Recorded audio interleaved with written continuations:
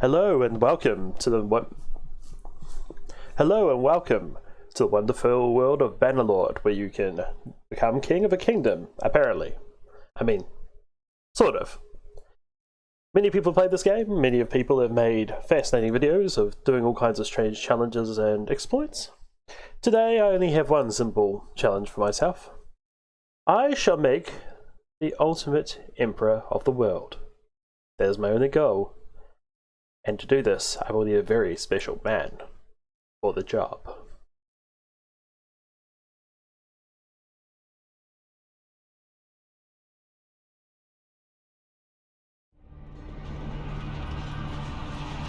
Its armies scattered foes before them. The strongholds of proud tribes crumbled beneath its engines of war. From the forests of the north to the wastes of the south, all was brought beneath the standard of their legions. Brutal as the conquest was, the wise agreed that it brought peace. The land now... Okay, so to make our ultimate warrior, there are many different options. We could go as the Valadians, who I find a little bit is my go-to, so I'm going to probably try and avoid playing as them as much as I love them. They tend to conquer the world quite easily on their own. Although alternatively, the Sturgians, I apologise if I'm pronouncing this completely incorrectly, someone please correct me in the comments. But these guys are basically your Norse Viking warriors. They are tough, charging through the snow and everything else like that. They generally dominate the top part of the map and have gradually can expand out into pretty much everywhere. They've actually got a decent chance of winning. They're quite a cool faction. So I am tempted to play them. I actually also like playing these guys heaps. These are my runner-ups. The other option is the Empire. Now the Empire has three parts in the middle, and it's sort of the pseudo-Roman Empire that's collapsed. Now, as much as I like the Empire, they almost always lose. They just kind of gradually just get wiped out because they get attacked on all sides, and yeah, you can unite them under the Eagle banner, and I've done that before. Now, it would fit with my character to play as the Empire. However, I could also reconquer the Empire. The Empire doesn't have to be essentially Roman or essentially a empire in this sense. Alternatively, we could play as the desert tribes, like Genghis Khan. So these guys live in the desert. Weirdly enough, their units are really, really good.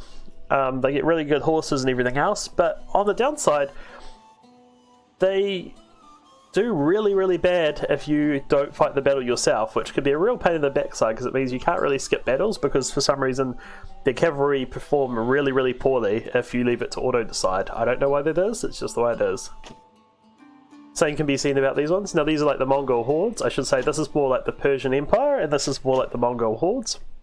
So you get lots of horse archers and things like that. Again, really bad in the auto-decides, but these guys are actually quite good in combat, although I feel like horse archers are a bit frustrating sometimes. And then of course there are the Britons, which I think is lots of people's default. You play in an awkward part of the map to start off with, but it is also the best for doing smithing and power leveling yourself up through that. So I could play as them, and sometimes I do just for that basis, although it's quite easy to access all their resources without having to be the faction that's constantly getting wiped off the map. So, got some decisions to go here, and I think I'm going to go with the Surrey. So I don't usually play these guys, and that's the main reason I'm picking them, to be honest. All of these are good options. I did seriously consider all of these basically. However, I just feel like it's going to be more interesting trying to do a desert campaign and then push our way through Europe and Asia and everywhere else. So that's what we're doing. Now this is our default guy, and let's see if we can make him a bit more interesting. Okay, seriously, how do I always end up making a Viking? Just every single time. Well, this is our guy. He has eyeliner for some reason. I'm not sure we keep it. I kind of like it. It's kind of bizarre, but why not? There's lots of interesting options here, so yeah, why not? Let's give him eyeliner. I was tempted to go and give him like some gnarly scars. Let's just do that, maybe. Go for some gnarly scars.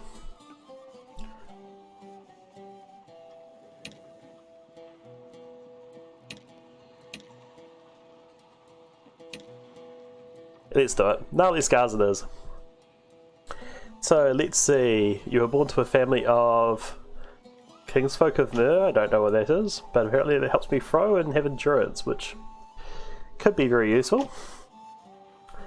A very vigorous family of warrior slaves, which is interesting.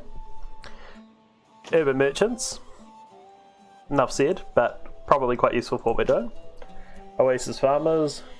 Kind of quite similar to what I was paying to do anyway. I can't pronounce that. However, it's apparently a nomadic clan crisscrossing the wastes and wadi beds and wells to feed their herds of goats. So they're kind of just like farmers. And back alley thugs. Now, I was tempted to go for urban merchants. Very helpful. However, I actually want to get the endurance stat because, like everybody else, we're going to be doing this thing. I was a strange-looking kid. Look at that face. He's got like an alien head. Like how tall is his head in this thing? It's gonna be pretty big for that to be seen that high up, surely. Oh well. Now I want. So I'm gonna go skill with horses. I do want to make sure I get lots of points to social as well, but for now it's gonna go for that. Actually, no. You tell you what. Let's do away with people.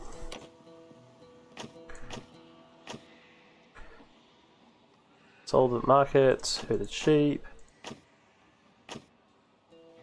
Gathered animals gives me endurance, the other one gives me social.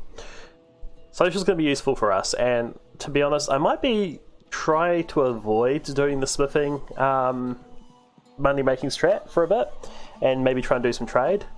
So maybe we go for social this time as well.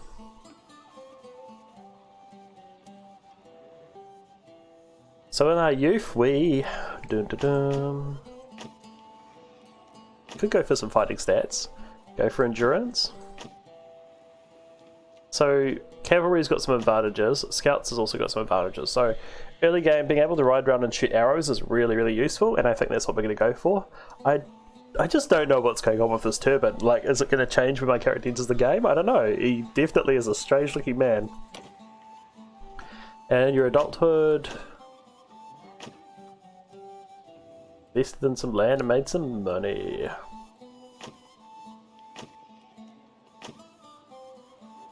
I'm actually going for this one because I want mercy, honours, and all the rest of these. These are good traits to have, if I can hold on to them.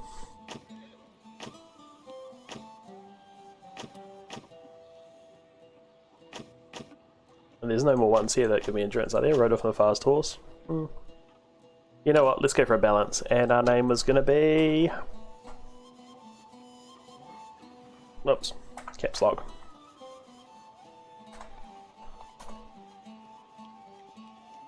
Rommel, who appeared a lot later in history.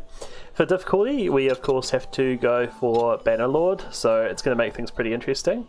I am tempted to change a few of these things in here, like for example player deaths and stuff, because that can be pretty infuriating. And I was going to play on Iron Man mode. You know, maybe we do go Iron Man mode. Let's do it. Tracking those bastards. I think we're getting close. We need to think about what happens when we catch. This looks like an old training field for the lead. No, I'm not doing the tutorial. Right. Thank you very much. Goodbye. Oh, that was an interesting noise. Okay, so this is a tricky one. I'm definitely not going to use Rommel's faction from history as my family name. So let's call it something like the Desert Foxes. Yeah, it's cheesy, but why not? Actually, how long could this be?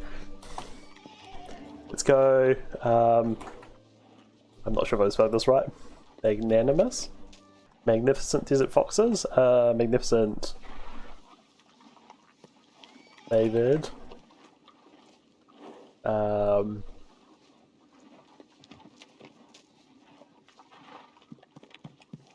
Let's go back. Will it let it do that? No, we can't do that. Let's get rid of favoured. I was hoping I could do something really silly, but... Exonerated or magnificent? Let's go exonerated. It still won't let me do that either. Okay, so it looks like there is a limit on how many characters, I think. Oh, you can't have a space.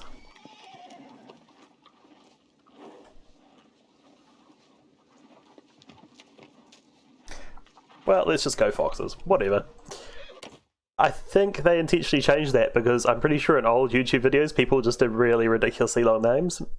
Anyway, now we need to do our banner. Now, there's lots of different things. These are obviously all very legionary. Some of these are obviously quite Viking. You got things from kind of all over the show.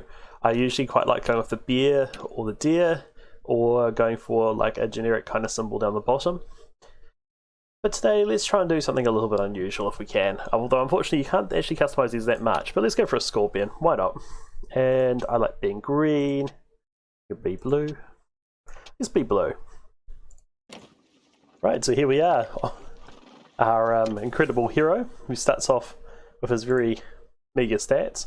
One of the main things we want to get is to get more children as much as possible very quickly, because they are going to be a core part of our clan building. We also are going to probably do some smithing as well and some trade. In fact, one of the main issues though is you always start off in the centre of the map. I don't know why this is, you know, like, it seems like it would be kind of cool if you started where you picked your culture, but for whatever reason this is the way it is. So I think first things first, we definitely want to get some recruits. However, we're also going to make some easy money.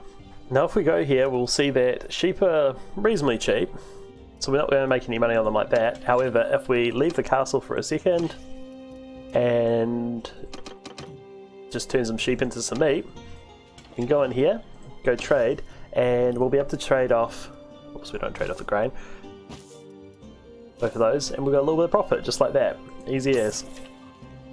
So normally what I'd do from here is I'd go off and go into trade, I'd buy some Pugios, I'd go off and get some wood from a place up there and make myself a bunch of smithing levels off the bat and make some smithed weapons. However, I feel like that's kind of too safe in my go-to, so I'm going to try doing some trade, which is always a little bit more risky because I don't really remember the values of things. So I'll have to pick something to go off and trade and take it somewhere else, basically. So first things first, generally try and go for the cheapest value. Most of these are looking pretty bad actually in hindsight, so I think what we'll do, we'll go to one of these ones in the other nation over here and we'll just get some grapes.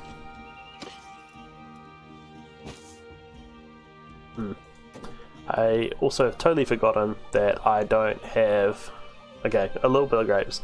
That kind of sucks actually.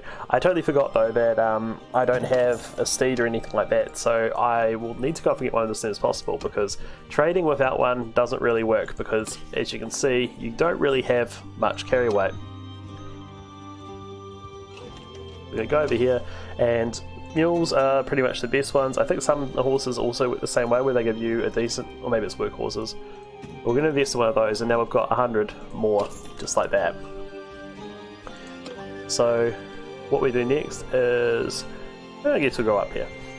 It'd be a real shame to have to cut anyone's throat. Well, this is unfortunate. I accidentally ran into a group of bandits, and I'm a little bit slower than them, so they got me. You know what? There are 5 of them. I don't have much on me. Let's just try and fight this out. It's probably a terrible decision at this level. However, there's only 5, so I might actually be able to do something here. Okay, well, this ought to be interesting. There are some fences I can use to my advantage. Let's just see if I can get these guys. So one of the annoying things about the basic bandits is they throw rocks, which have like amazing accuracy, and still actually somehow do a little bit of damage. Well, at this level they do. Oh, jeez. Where am I aiming?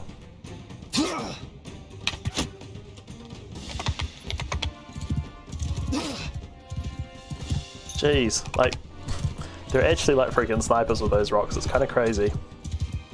Anyway, we're just going to keep riding around.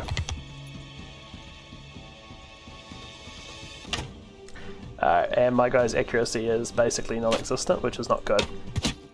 But it did land a hit. So I guess we're going to take them for a run around the village and just do this for a while. Really? Horse just randomly decided it wanted me to aim at the tree. Okay, I'm going to need to wait for them to get way closer.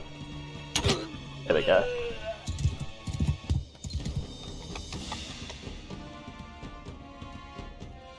Oh, jeez. This guy's accuracy is horrific. Right. Got one. Ouch. I'm going to say also my control of the horses are not great. I don't know what's going on, but this horse just does not seem to want to go where it's told. It also seems to want to randomly turn at random. I don't know if it's because I've got low level or if this guy's just genuinely like having some serious issues. On the plus side though, we are gradually wearing these guys down. Very gradually. I think I have to hold backwards on this horse to actually like stop it from randomly doing other stuff.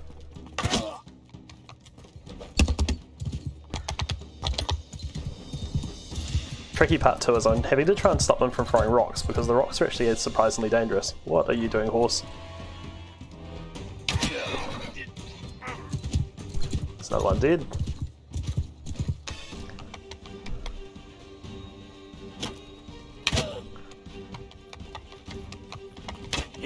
That was probably a bit much risk. And I gained a level. Maybe even at that range, man. Jeez, dude. Haha! There we go.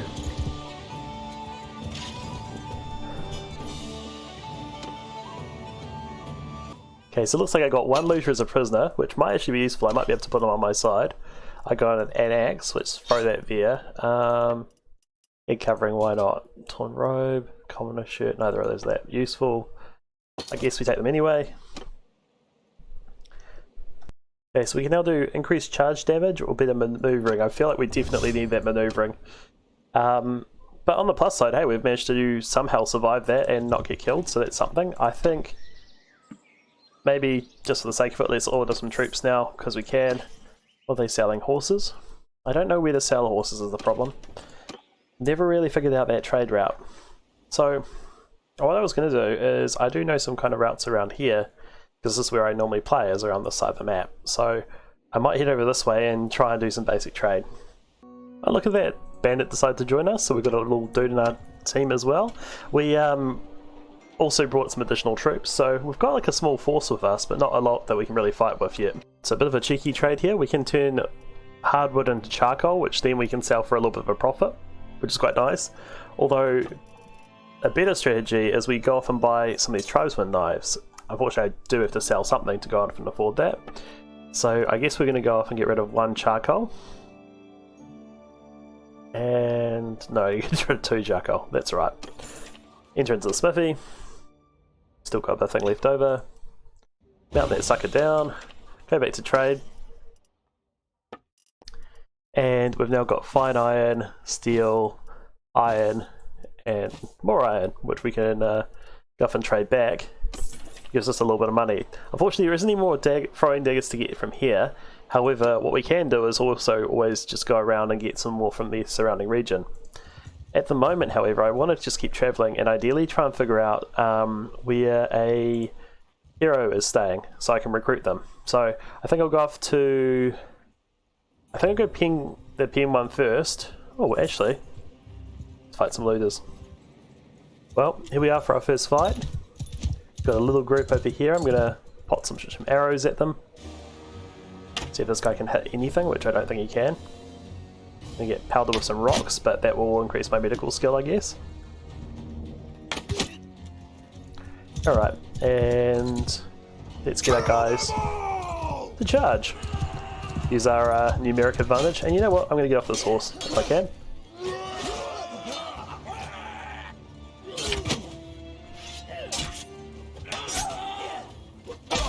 Haha! Just like that. So, able to go off and make a little bit of money off fighting random bandits, which is nice. So what we'll do is we'll just get rid of all the random stuff. I'll actually wear that. I don't know where that came from. I must have put that on by accident. But we also got these hatchets. Now, they're not actually very valuable cash-wise compared to some of these other things. However, it also reminded me that I can potentially get blacksmith hammers and hatchets to break down and stuff as well. So again, we go back into our good old forge. Smelt these down. Okay, only one of them for now. Then do our little trade. And the sum of the parts are, oh, well, onto the hardwood, but the sum of the parts are actually worth more than the crummy things I'm getting off bandits anyway. Well, got some more looters again. So this is a really good way to level up in the early game, is just fighting looters. However, ideally what I want to do is get myself into an army. Once I'm into an army, I'll level up a lot faster. You know what? Get off my horse for now. Maybe he's more accurate like this. He actually seems to be a little bit more accurate. There we go. Charge!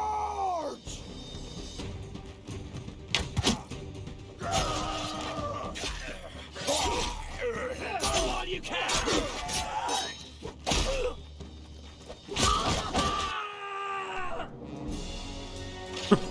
Well, that worked.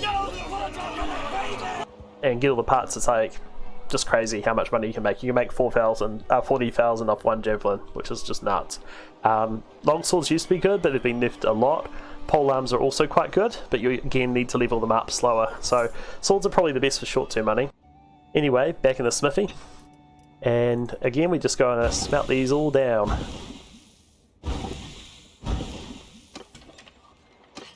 Now when we trade them back, actually we're making a bit of a loss on that. I have totally miscalculated it. I guess steel's not worth a lot here. Oh well, good to know. So that leaves us in a funny spot. We haven't got much space left, so I think I want to get something high value that can sell for a good price. Now it looks like tools are expensive here. Everything's expensive here. Linen? Wow. Why is everything so expensive?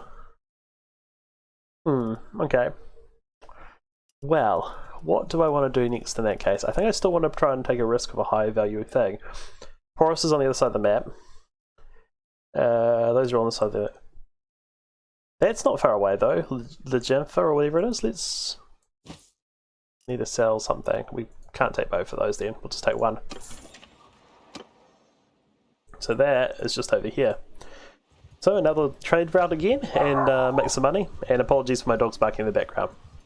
So weirdly enough, it turns out in this city, pottery is worth a lot. Not quite as much as it would be worth in that other city, so I might yet hold on to it. But yeah, there's a surprising amount of money to be made here, I guess. So I guess we'll flog those off here, and we managed to make a little bit of money back after a bit of a miscalculation on my part, we'll put it that way. We're going to get these blacksmithing hammers too. The main idea behind those and the throwing daggers is that we can smelt these down, as you probably already assumed. What I'm also going to do is, and I'm sure someone's been screaming at me in the comments about this, but, or screaming at the monitor, whoever put in the comments first, big ups to you. I will shout you out in my next video for figuring this out before me. But what I really need to do is get myself some more horses. Like, if I'm going to trade, well not horses, I need to get mules, but if I want to trade I really need to have much more carrying capacity than what I've got now, and I'm trying to go straight into buying lots of goods before I'm able to afford the horses to carry as many of them around.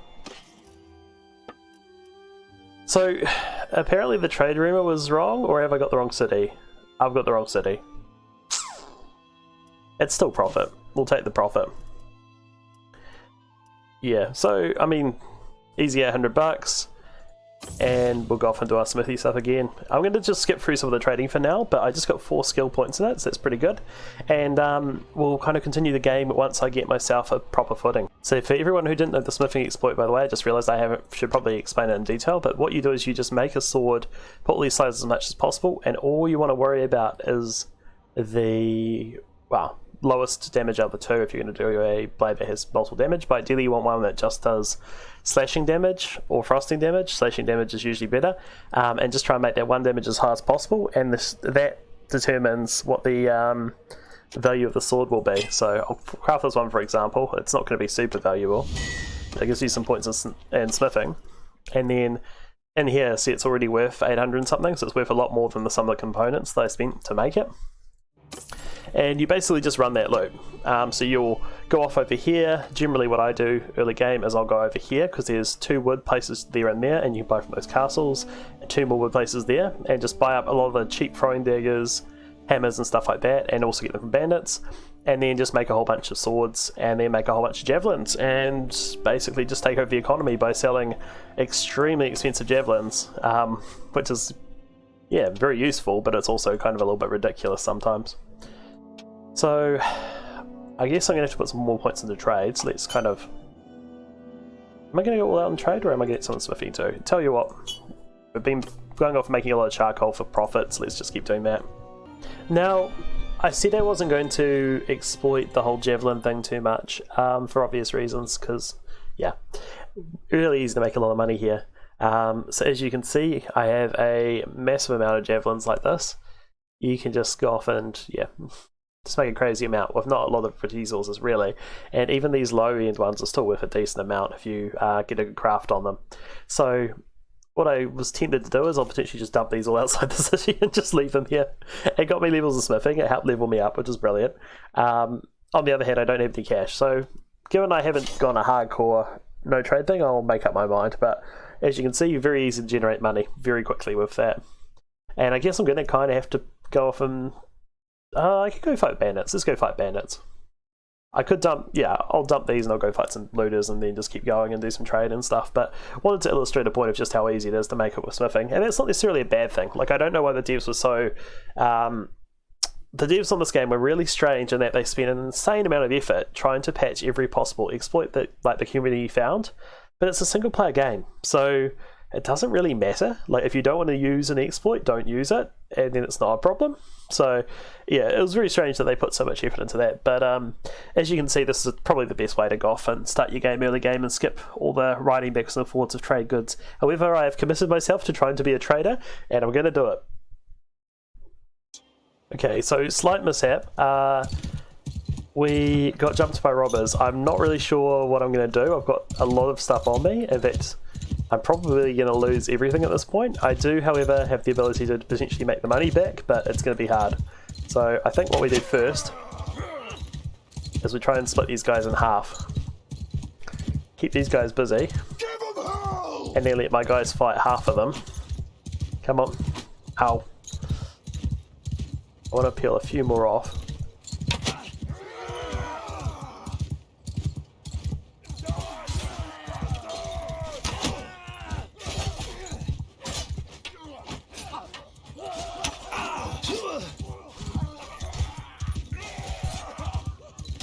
Okay, so even that's not going very well.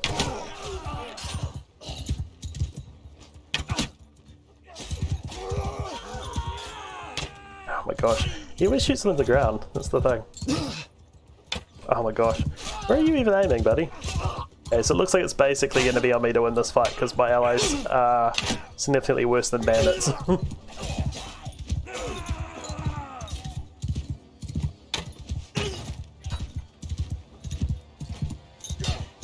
Oh jeez. Okay, I just about shot my own guy. Oh. Okay, well, I am glad I invested in some better armor, because otherwise I'd probably be stuffed. There's one down. I might fight the last few in hand-to-hand combat, actually. It's crazy, though, that they're more accurate with rocks than lots of my troops are with my bow.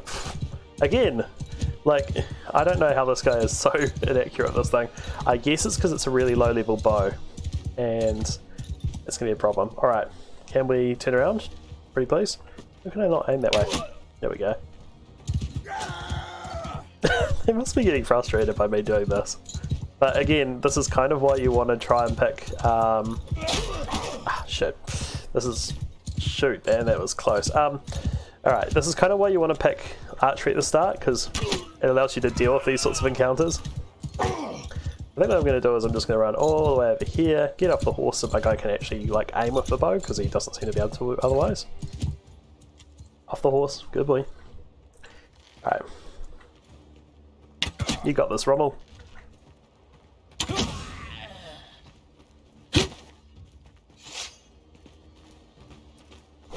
Ah. Well, I tried to do some good blocking, but without a shield it's very hard for it to actually work. So, we won as the sole survivor of that. Because apparently Rommel just cannot look at the camera to save himself. I don't know how to make him do it, but he always looks away. So, 13 casualties, 6 casualties. So, I lost my entire army, and now I'm also, yeah, extra encumbered.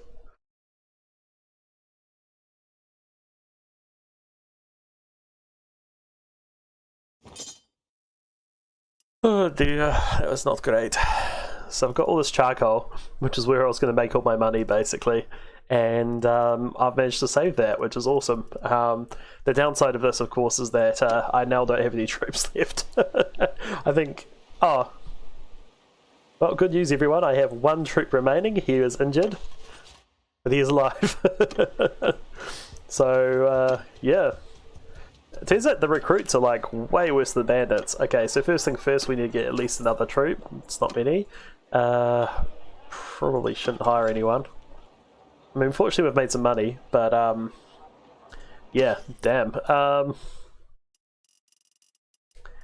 So let's get rid of all their stuff, because this is all basically junk. Got a throwing dagger, got a few bits and pieces. Let's sell that. I think we're just going to melt things down again, chill out here while we heal, and then hopefully pick up some troops, because in the meantime, we're basically shouldn't be going anywhere, because the bandits are going to be able to chase us down quite easily. So this might be why I... Let's get a movement penalty. Maybe he'll now be able to shoot straight. And combat movement speed... 5 hit points. I don't know how many hit points an average soldier has. That's kind of the problem with these. Like, there's no indicator. So it could be that like a basic soldier has 20 hit points. Like they could have 100 hit points. It's really hard to gauge how valuable that is. I feel like it would be good for like reducing losses.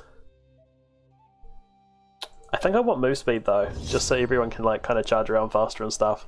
So by getting off my horse and running around, I actually leveled that up heaps. As you can see, I've also leveled up the smithing by making a ridiculous amount of charcoal. Which is a very slow process, but yeah. Anyway, on with my trading, I guess, and hopefully avoiding being jumped by robbers. Stranger. So I found out there's also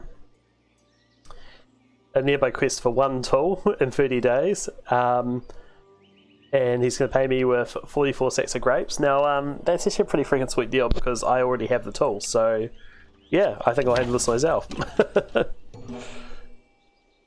And then we'll just quickly turn this in for a quick win.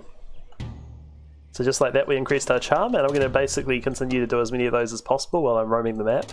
Then we're going to take the grapes and tools, oh we are heavy, over to here and sell them somewhere else.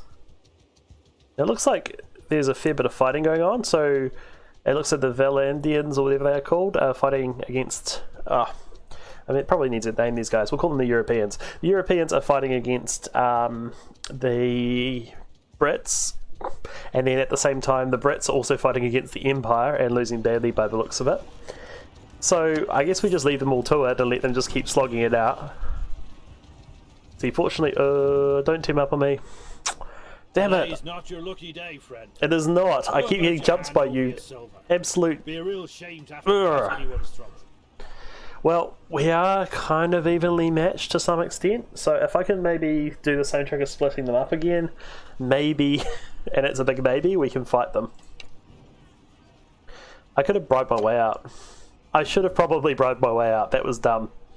Alright, I guess we just do this. Alright, well, we've got 2 archers and some guys. They've got... Oh, well, I thought they had horses for a sec. That would have been way worse. Well, my accuracy is as good as ever. Try and split them off. I need to split some more off, probably.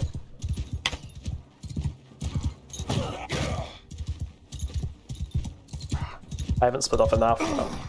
I guess we just have to do what we can. Well, it looks like one of my archers did something, which is nice. Yeah, just keep throwing rocks, guys. Keep throwing rocks. Now, it looks like I am winning.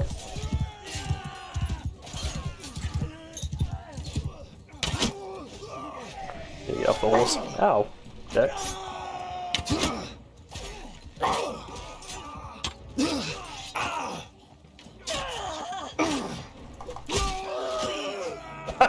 He was shot in the butt while he was running away. We actually won by a considerable amount.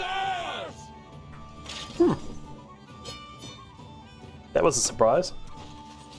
Got ourselves some more looters, which is kind of not good because it's going to slow us down even further. And I guess we just take everything because we're already at maximum capacity as is. Now, unfortunately, I had to do a load because, and this is ridiculous, my group of soldiers, who I had 19 of, about 8 were recruits, most of them were upgraded, one of them was tier 3, I think maybe 2 of them were tier 3 actually. I went with my 18 troops, some of whom were upgraded, against 18 bandits, and for whatever silly reason I was like, I can't be bothered fighting this, I'll auto-resolve. Now, somehow, the bandits managed to kill all of my troops with 13 remaining, which means they lost 5 troops after killing 19 of mine. And that is just how stupid the auto-resolve can be in this game. So, I guess it's a good reminder to not auto-resolve battles, and I guess we're all the way back to here, back to being near broke, and I guess I will cash in the javelins this time to try and skip out on some of the effort I put in before, because that was kind of infuriating. Unbelievable, honestly, but at the same time, kind of consistent. The auto-resolve in this game can be incredibly infuriating sometimes. Okay, so mix things up a little bit, and I have now found my new companion. He is called something rather than Brave, however, we are going to give him his own name very shortly.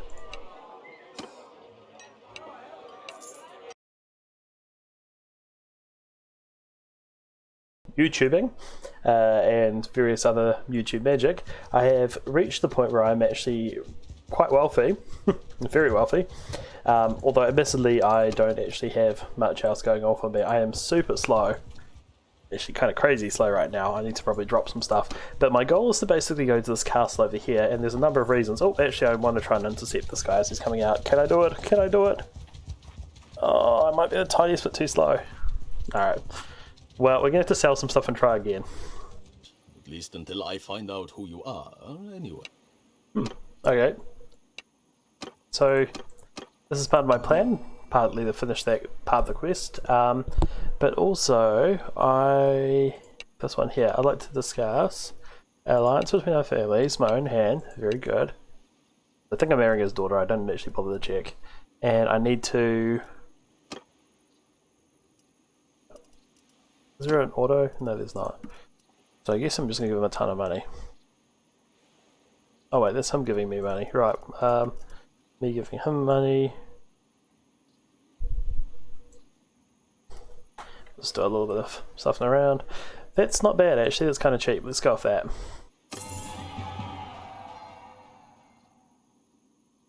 Yep, there's loads.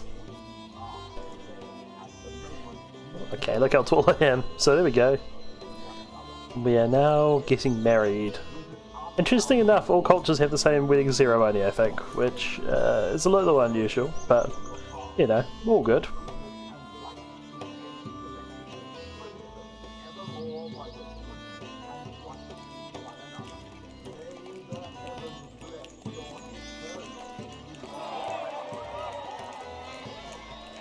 Cool, so that's the first part of my plan. The second part of my plan is... I'd like to enter your service. Oh, I need tier 1. Okay, we might have to rethink this plan a third time. Apparently I need to be tier 1. I thought I could do it earlier, but... Well, admittedly I just hadn't thought about it. So...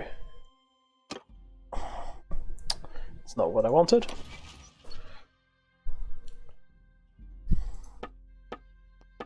So clan tier 0, and we need to... Where's the clan tier? So... Yeah, so I guess we have to run around and try and make a impression by taking out bandits, doing quests, and otherwise just kind of, yeah. It's a bit of a shame. I kind of hoped I could speed things up a little bit by just going immediately to an army. Stop there, Okay,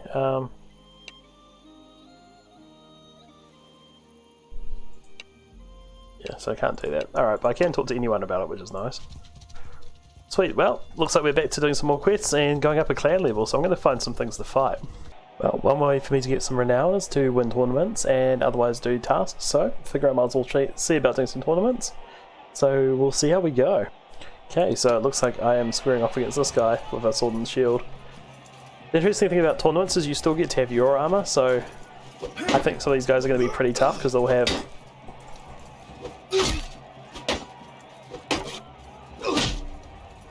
You're going to wail on him. Oh, maybe not. Come on!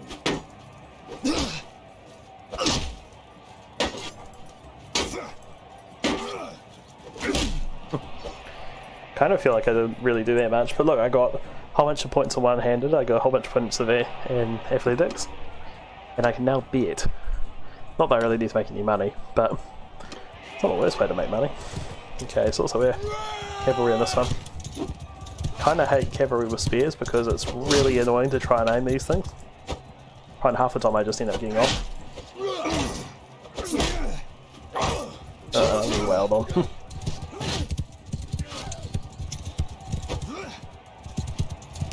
The thing is, the like range on these is really weird. It's like very specific.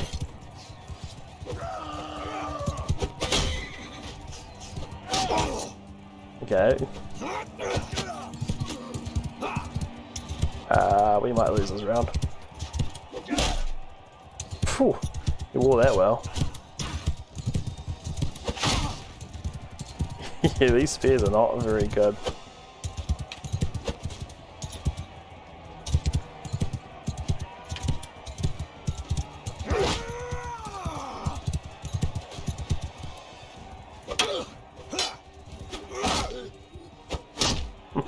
Sorry, horse. Okay, so we managed to win that round. We'll skip those two fighting. Get some more money. What do we got? Swords and shields. Oh, he's got good armor though. He's got some of the best armor in the game.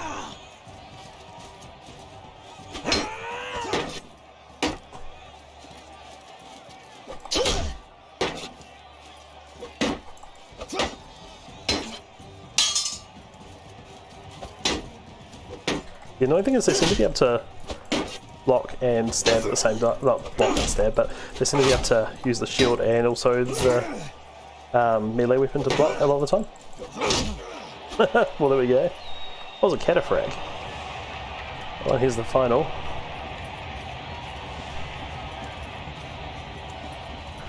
Get my block on first. Oh, that was bad.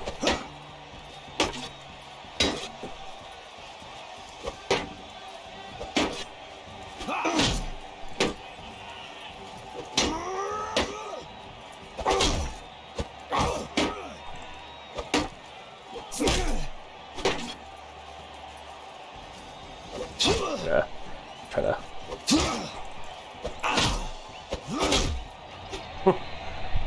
Equal parts luck and skill, but we won the tournament. So yeah, we get 3 renown, which is good because we're trying to get up to 50. Get a little saber, get a tiny bit of money. I really wish you got more money from tournaments, but it is what it is. But the renown's what we're really doing them for. Well, and another tournament. So I guess not in that first round. Apparently one of my allies is, but we'll skip that one. Let these guys fight it out. And then we have our round. I don't know if I even should bother betting, to be honest. I'm not sure it's worth the mouse click. This is a very odd arena. I've got another case of one of these like real funky swords.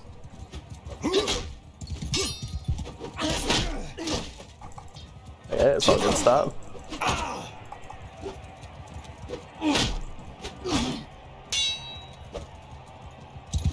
So my ally managed to die straight away, and I'm trying to bridge the gap. I don't want to get too far away because he'll start using his bow, and this sword obviously is a main source of damage because, to be honest, that freaking pike was horrific. On the plus side, I do seem to have better armor than these guys. There's one down. Well, that went down alright.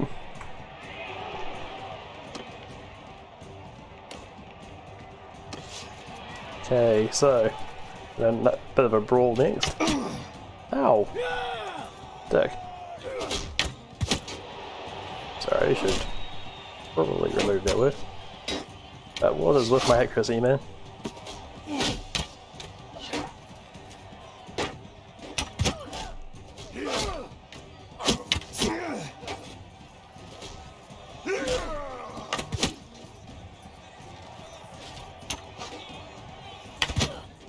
It's surprisingly tanky. Alright. Just sit back here and launch arrows at people. Try and level up my archery skill. Hopefully these guys all wipe each other out while I'm hiding over here, because I don't have a shield. You guys aren't on the same team.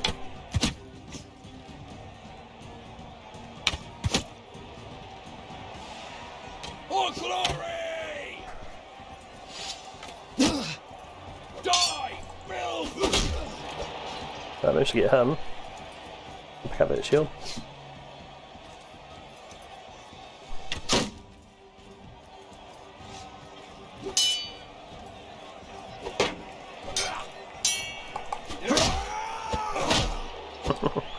There we go. It's not the most amazing armor, but anyway. It looks like I have to take on a horse archer. Oh god. Not more horses. Oh, and all the glaives this time. Well, these are a bit better. Okay, they're not much better. Yeah. This is just going to be me chasing him. I have to like trap him in the corner somewhere. Yeah, maybe I need to go for the horse. Sorry, horse. Try not to, but...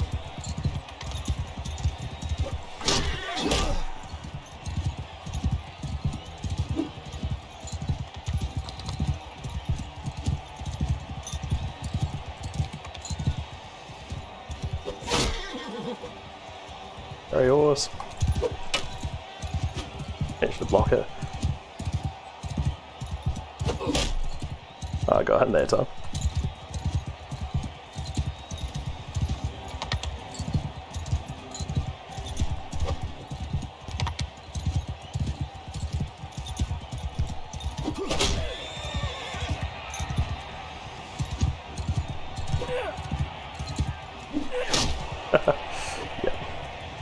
Unfortunately, I had to take out the horse. Didn't like doing things like that, but it's kind of the best way to win that sort of situation, I'm afraid.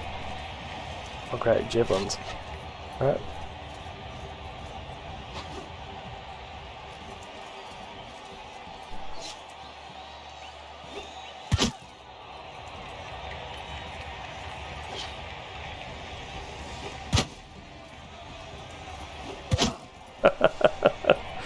Oh, that was cheap.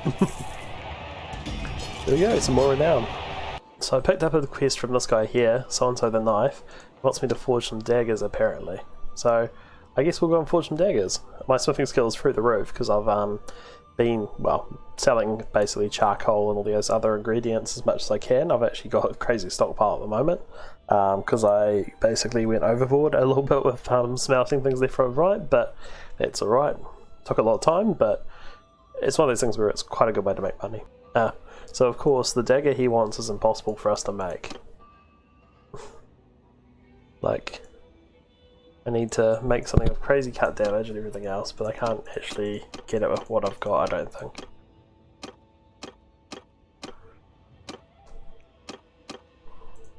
I mean, up there a bit.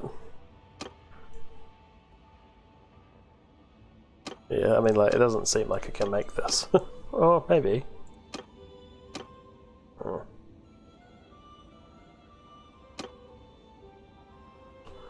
Okay. Okay, I can figure this out. Need to increase its handling. Can I switch around? Wait, that one's close. No. That's so close. Can I just, like, slightly...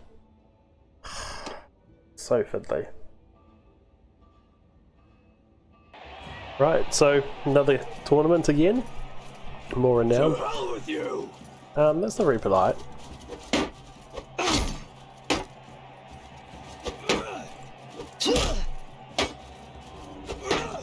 Come on!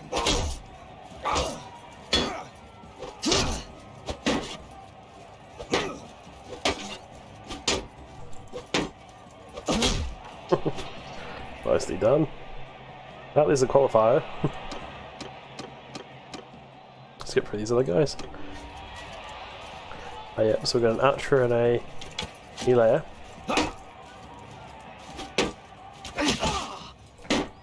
So,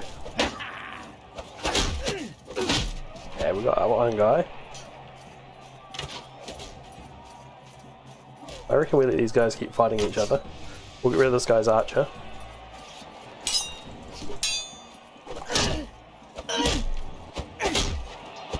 That was nice and quick.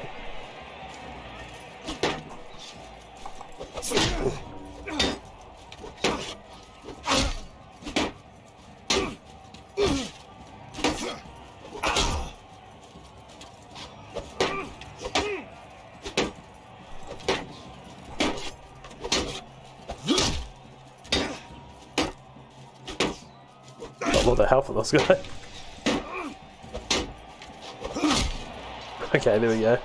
I was worried he was gonna finish me off and then the archer was gonna try and take care of me. Oh! The pot shot. Oh well. Wow, that ended up being surprisingly helpful. Also, I'm battling one of the lords. I don't think I met him yet.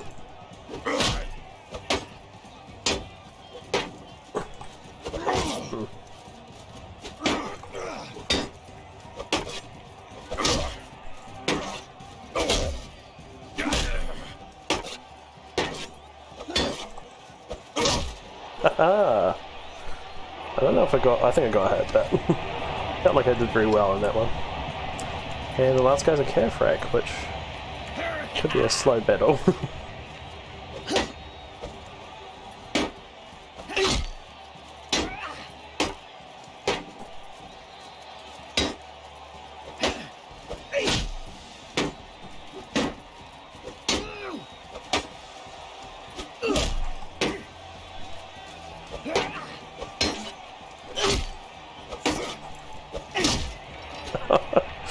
Alright, I'm getting better at these tournaments. It's definitely making me better at melee. Still not great at blocking with like non-melee weapons though, like not melee, non-shield weapons. I seem to struggle getting in the right direction, but that's partially just difficulties of the mouse as well. Okay, so the poachers have arrived for this quest. I think this time I'll try fighting them first and then I'll see if I can negotiate. I'm not sure if negotiations will work, but we'll give it a go. Alright, so we've got another battle going. And apparently everyone's coming for me, which is fine. I'll just hopefully kind of deal with it.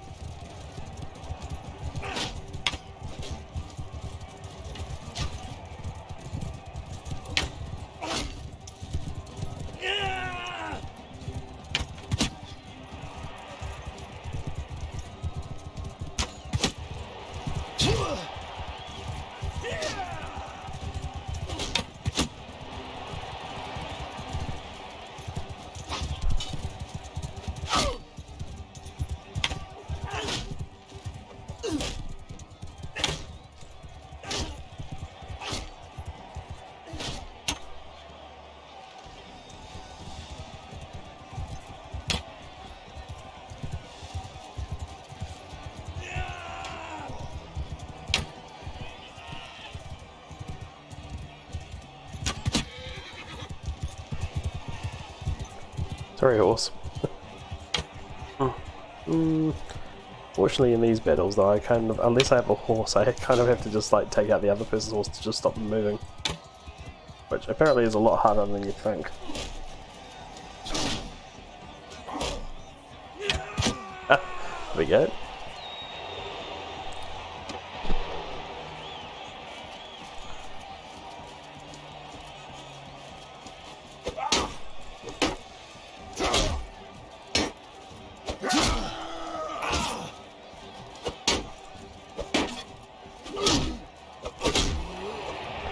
let's savage 1-2 hit. Let's join this one.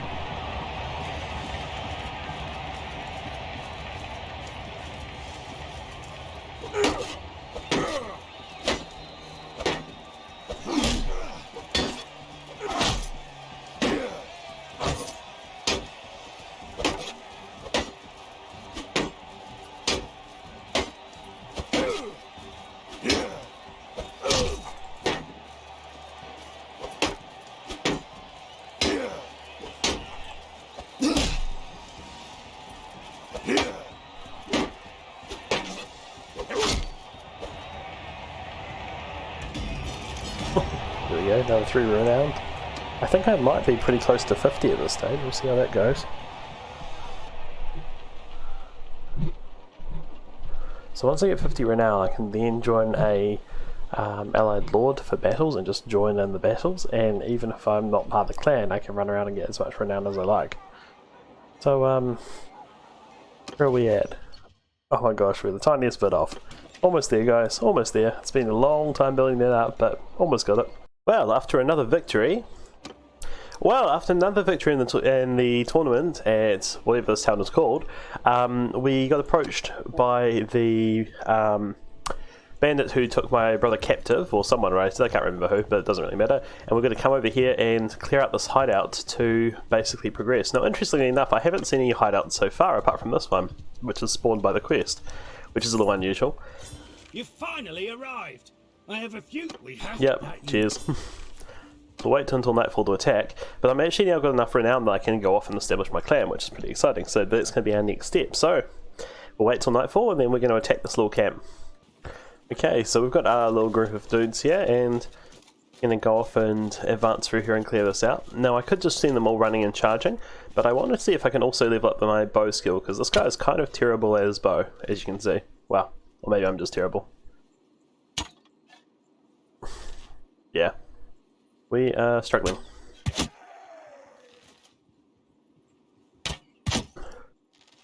kind of just want to see if I can land a couple of good hits on these guys. Oh, headshot, that's good.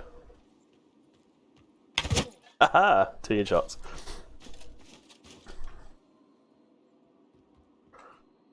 Just seeing my guys up. So as you can see, I'm getting athletics and bow skill each time I land a hit at long range, which is good. And because these guys are just kind of standing still and not actually aware of me, gives me a chance to actually potentially land. Potentially land some long range shots. Now, I just made that guy wander off into the bushes. So is there another target? Maybe not.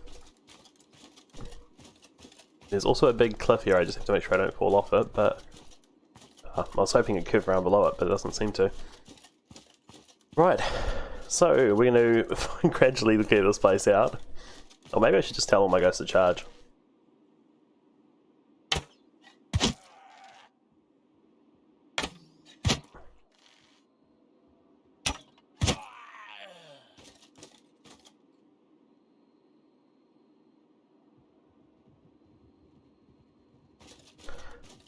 Just keep sending my guys up, keep clearing it out.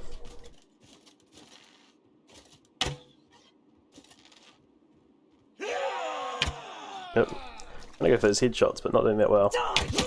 There we go.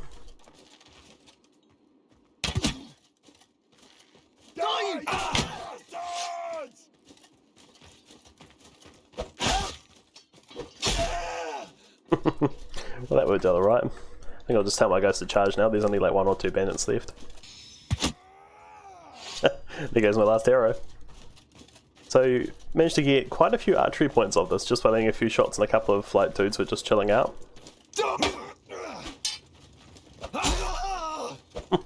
Okay, that was pretty ruthless. Just a bit of a headshot with that. And now what happens is the bandit leader comes out. He's only actually got 3 guys with him, which is pretty rare. Normally they have a bigger group than this. A lot bigger. Normally it's kind of the same size as mine. Boss. Oh right, because it's the quest one. Very well, I'll duel you. So if I duel him, he'll basically let me get... Ooh, the heavy sword. If I duel him, basically I also get charm as a bonus. Oh shoot. Ah. Yo.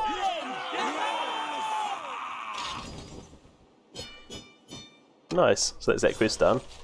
Take ourselves some prisoners. Get some other bits. I forgot to mention too. That my party was stacked with all my heroes, my unique followers, because that way you get them heaps of XP by doing that rather than just using troops. And since they can't really die, it also means you don't lose any troops doing these. And we get to proceed with this. I knew you'd come. Damn, brother. Nothing can stop you. I love you, brother. Yes, meet me there later. Okay. Well, don't let your conscience bother you, eh? Well, I dare to hope. I'll let this guy go. Your conscience bother you about letting me.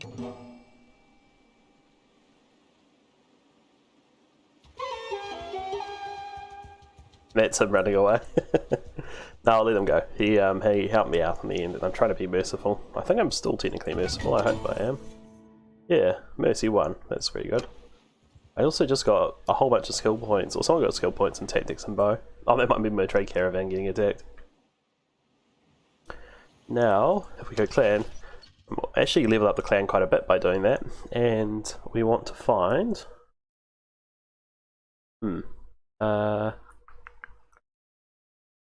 So if I go... No, if I come this. Here's my brother, this guy is in this place, which I'm already tracking. So ideally, what I would like to do is go down and... Oh, I forgot to tell you guys too. My character had a kid very quickly after getting his wife. So, I'm trying to think of how we level this one up. Essentially, I want him to try and be a leader if I can help it. I think any of these give me leadership. Oh, social, yep. Interest in people, there we go. More leadership. I don't give him any stats though. What I really want to do, ideally, is try and give him as many stats as possible, because the stats are... Levels in these things are easy to get, the stats are what actually makes the big difference in the long run. Okay, so you got 3 social, that's actually quite good. So basically what we're doing with that is our kids are going to eventually be their own little warlords running around with armies, and we want to try and level them up and scale them as best we can and kind of tailor their skills. So I'm going to focus on basically giving them large armies so they can support my army in my quest to conquer the world. Easily enough.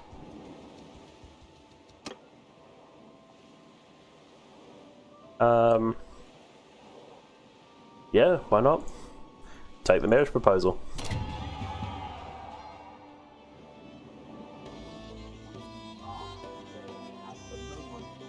Yeah. NPC's actually quite pretty. It's weird that she's taller than him though.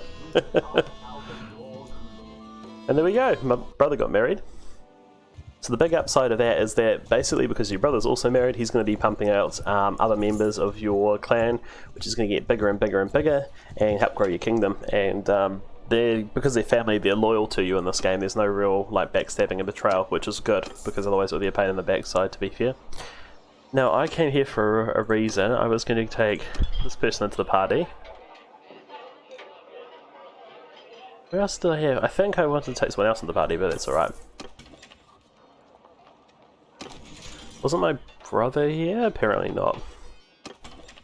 Let's go clan again. Brother. Oh, this isn't Marriott City. Oh, it was literally the one we were just at. Oh, in that case, let's do some trade and we'll go and sort down the set. Okay, so just like that, managed to go off and get my hero and my party. Managed to get my brother in my party and also his wife. Now, upsides of this is we're going to try and level these people as much as possible. And I think I may even be able to, not yet, I don't have enough clan slots to make a party yet, which is a shame, but it's okay, we'll make that work. So the main thing I want to do now is go back to here, and we want to enter into the king's service for this nation. So this is the main nation we're going to fight for anyway, and the upside of doing this is that basically by joining the army early, we're going to get heaps and heaps of levels. Everything is going to get scaled up very quickly, because when you're in a big army, you have heaps of troops, which means that stewardship goes up by quite a bit, quite rapidly, because you have a massive army. Medicine also goes up after each battle by heaps, because all the troops are being healed and repaired, and you get credit for that, which is quite good. Plus your troops will get injured, but you won't be in so much risk. There's also bigger battles, you get more renown, and that helps kind of really power level your clan up, as opposed to what would otherwise be a very slow and gradual process. So we'll talk to one of these lords. This to your strength.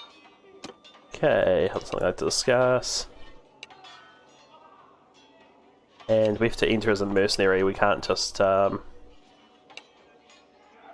yeah, so we can't join them yet as like actual loyalty, which is unfortunate because we are actually married to the daughter of the Sultanate for this group.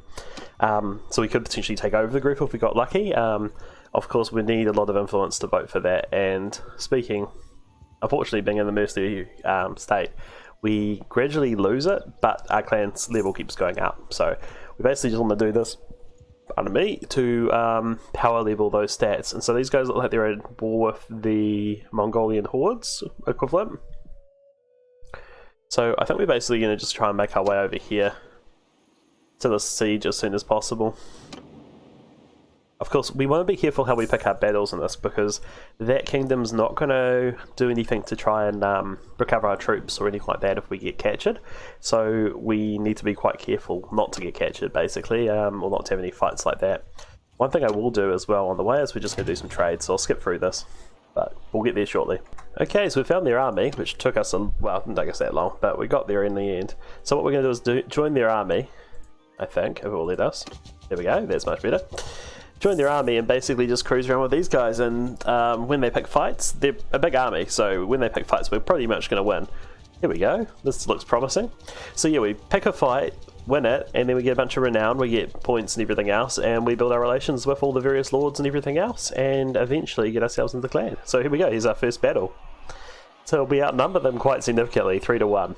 So definitely in our favour, so we want to probably fight this in person as well, so we can just kind of level our character up as well, and just I guess we'll see how it goes and if I get to command anything. Okay, so I don't think we have enough rank to like command anything in the army at this stage, and I can't put myself underneath any of these, so we're just going to go in. I have command of exactly no one, but that's not necessarily a bad thing. My guys are still going to charge in, still going to get XP, still going to fight, and the best thing is I can basically just do whatever I like. So in this situation, I'm thinking I'm just going to have a go at some of this. I don't know if I want to go for that cavalry actually. Let's.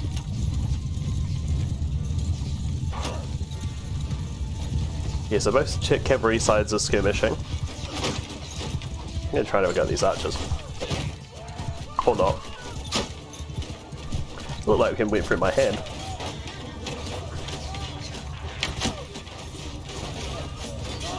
They don't seem to be paying much attention to me because they're so distracted by the other cavalry, so. Ow! Okay, they are paying some attention to me. I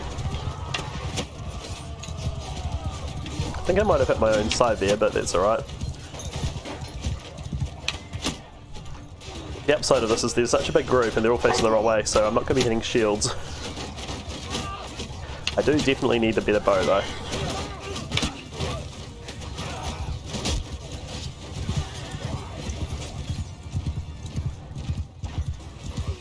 Let me try doing a bit of a charge to disrupt their backline. So winning by quite a bit at this stage.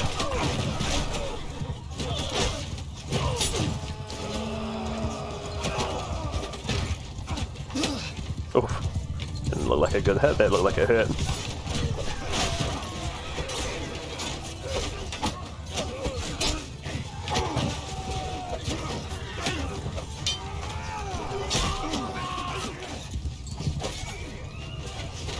Oh, jeez. I need a longer sword, that's for sure. The arrow on my back looks really painful. But we are clearing them up nicely. And I see in the bottom right that some of my allies are getting some XP as well as they go. And as you can see, the right hand side is entirely green. We're basically just absolutely slaughtering these guys, wiping their whole army out. Which is excellent because at the end of the day, if we're wiping an army out, it means less guys to fight when we siege a castle or do something else like that.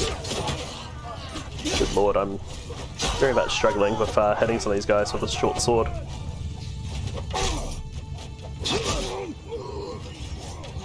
Okay, so investing in good armor was definitely well worth it. What are these? Are these pikes? No, axemen. So as you can see, the enemy army is pretty much in disarray.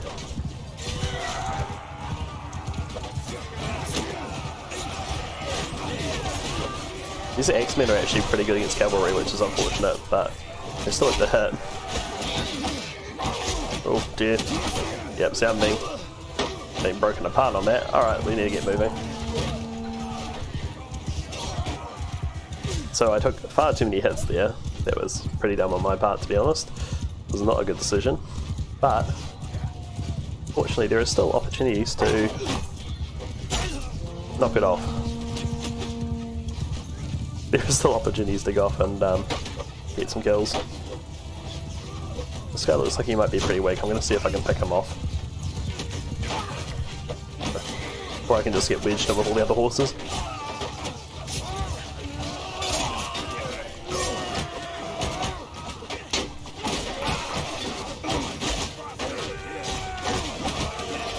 Oh, I think I got his horse. Did I get him?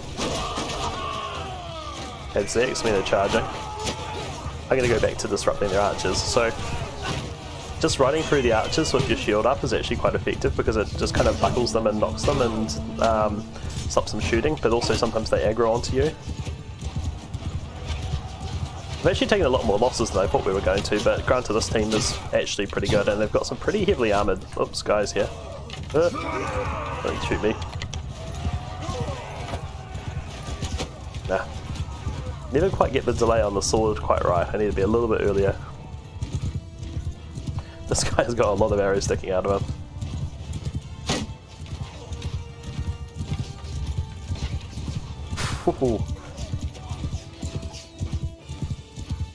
Uh-oh, he's chasing me now.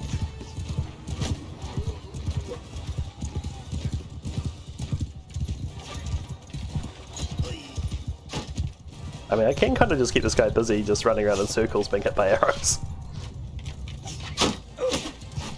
No. Almost got the last hit on him, but not quite. Yeah, so our archers are just continuing to clear up. Their infantry is charging in and not having a lot of fun.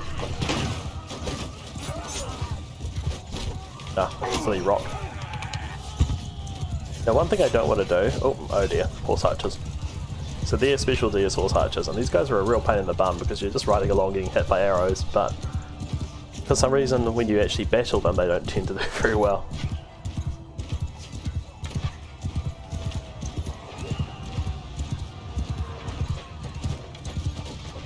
Yeah, so we're just kind of maintaining this front. Oh.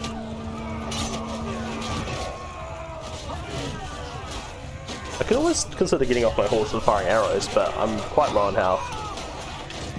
I think I've got an arrow in the shoulder, arrow in the chest. Poor horse has got a few arrows, but my horse has fortunately got very good armour. Is that battle standard?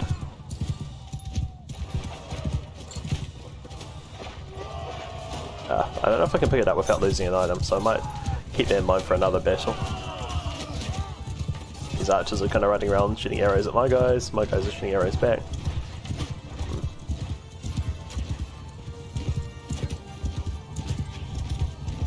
Battle's taking a bit longer than I thought it would.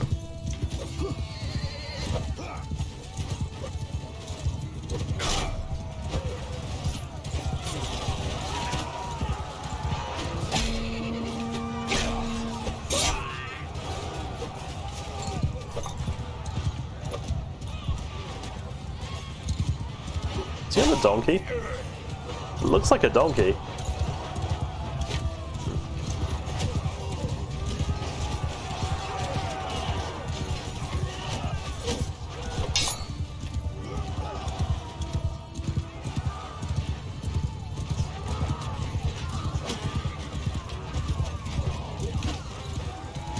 Jeez. What are we doing? Are we retreating? Surely we're not retreating. Oh, we're regrouping maybe? Otherwise this doesn't seem like a very good strategy.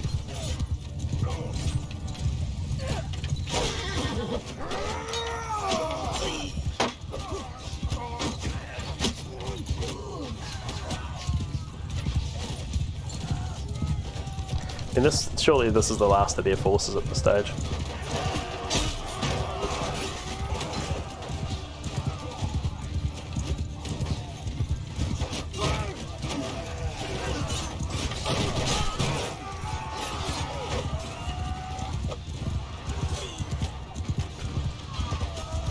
Oh my gosh.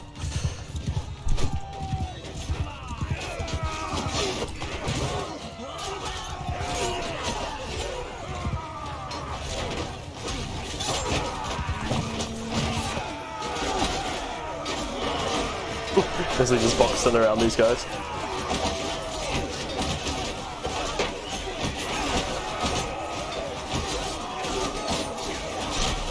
Oh, I got that one.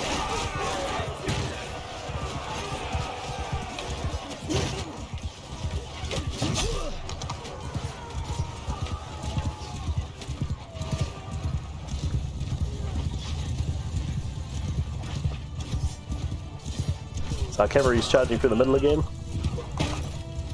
Somehow missed that guy. Yeah, I really need a longer sword. I keep saying it, but it's true, I very much need one. Like a polearm maybe? That might be the way to go.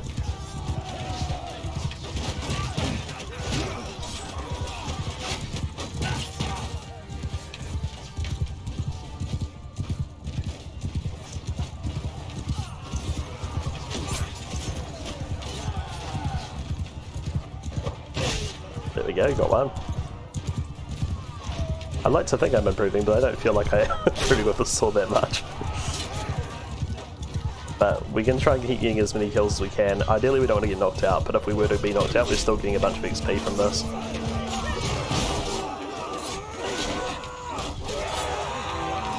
There we go. They're retreating, I think, mostly. These guys are still trying to launch arrows.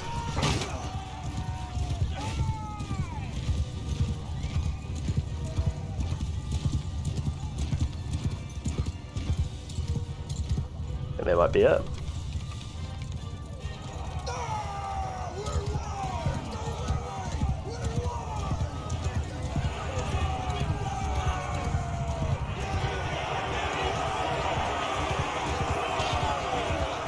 So we managed to get 37 kills.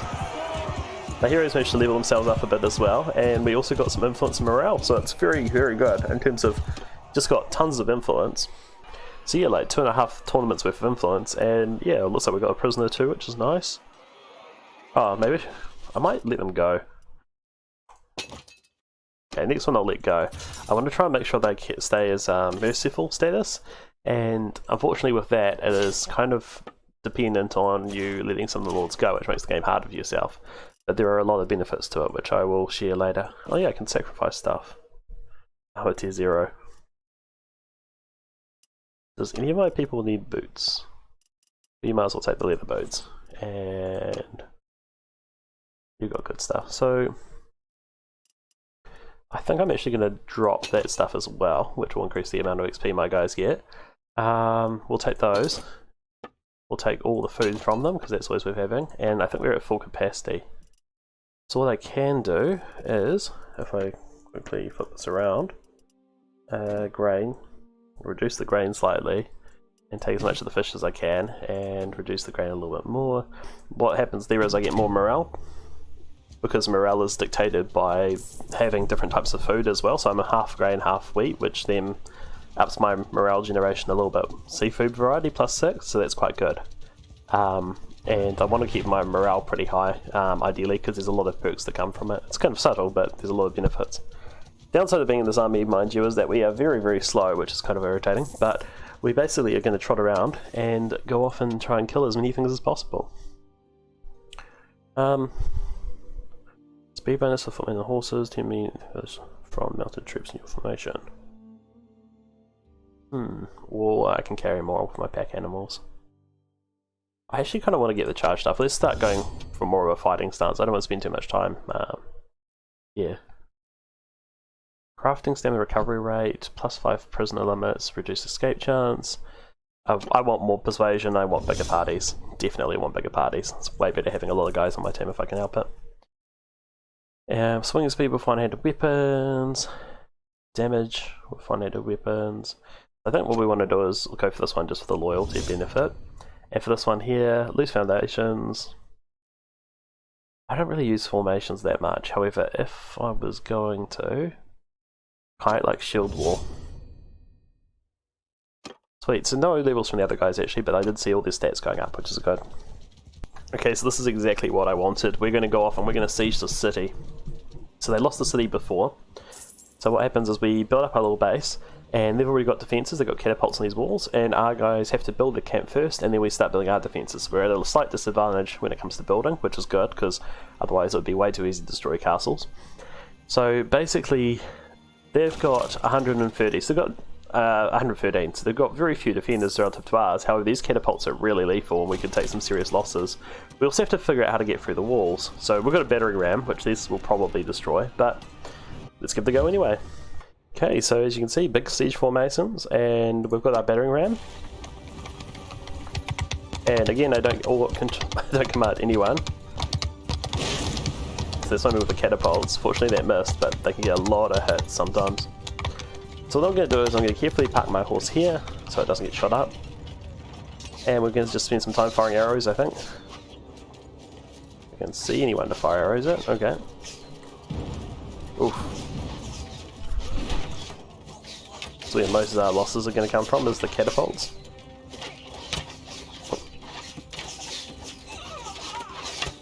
Oh my gosh. Oh, is it this, am I shooting for his little fluffy bit? Oh, I'm shooting for his fluffy bit, okay.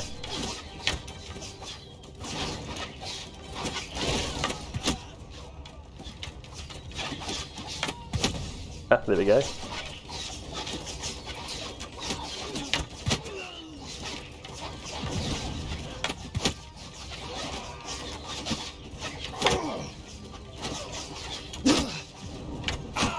Ow, okay, I'm taking some hits. Yes, there's now arrows out the front. And it looks like the ram is still alive somehow, for now. Ow. It was blocking. What's that from up there?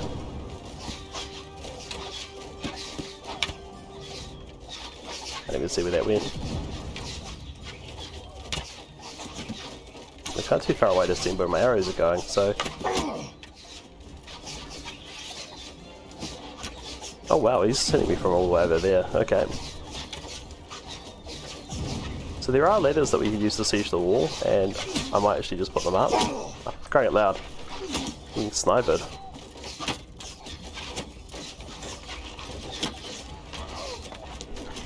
So the enemy can actually knock these ladders back down, but by putting them up there's a chance that some of my allies might start using them. Probably not, but you never know. Oh, there we go, yep, so put the ladder up and all of a sudden the allies are like, oh, actually we can use this. Oh, they pushed it down. Suck. Nope, we can't. We're actually taking... Oops. We're actually taking impressive losses somehow. I'm not sure how we're losing so much, but... I guess they have got really good archers.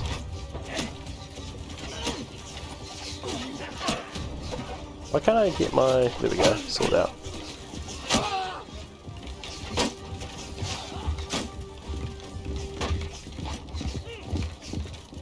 Really? Then block the ladder up. Now the tricky thing is, when we get up on this wall, I'm probably going to be surrounded by enemies. So my options are basically either I try and back into a corner, or I try and push forwards and find a gap and get around behind them so I can fight my own little battles. Huh, or in an odd twist, there's actually no one defending this side.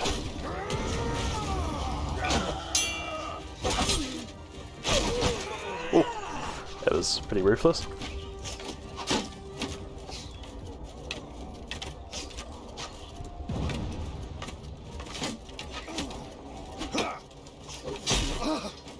Take that guy down.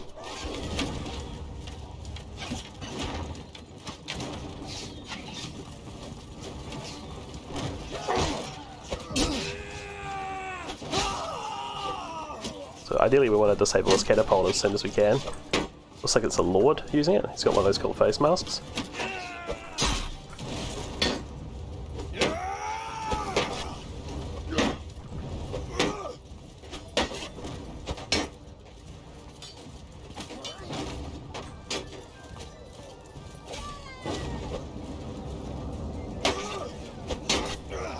It's going to keep blocking, eh?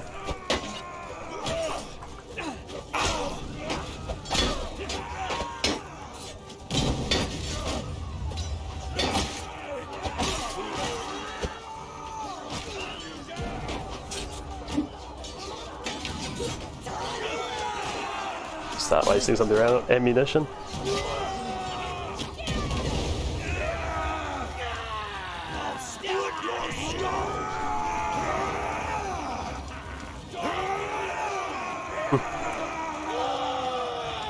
So, if I'm fortunate... Oh, we may have already taken that side.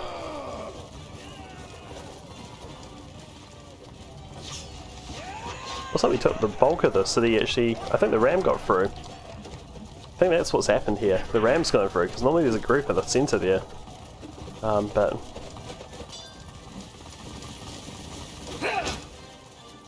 Wow. Well, once we got in, we steamrolled, but we took impressive amounts of casualties.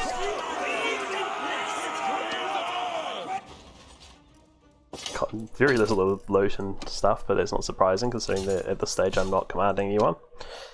But I have gotten some influence as well, which is good. I will gradually lose it over the day, which is annoying. That increases my melee damage, that is excellent.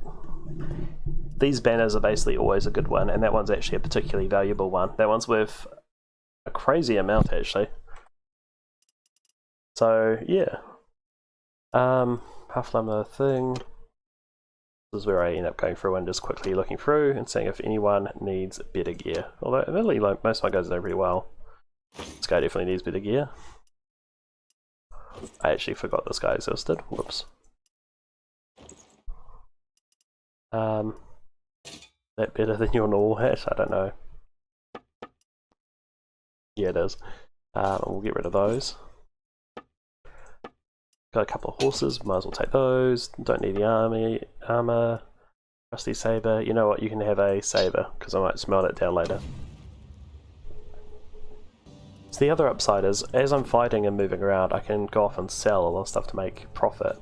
As you can see, I don't want to sell everything, but the council that's been under siege for a while, it is very, very short on food, so I can make a lot of money selling off all my food to it. So I've still got heaps left. Actually a little bit surprised by how much I've got left. I might actually see if I sell a little bit more, but we'll see.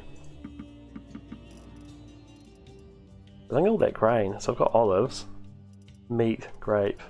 I don't have any fish because I just sold those. Let's get rid of that grain as well. So I mean, my trade skill's leveling up.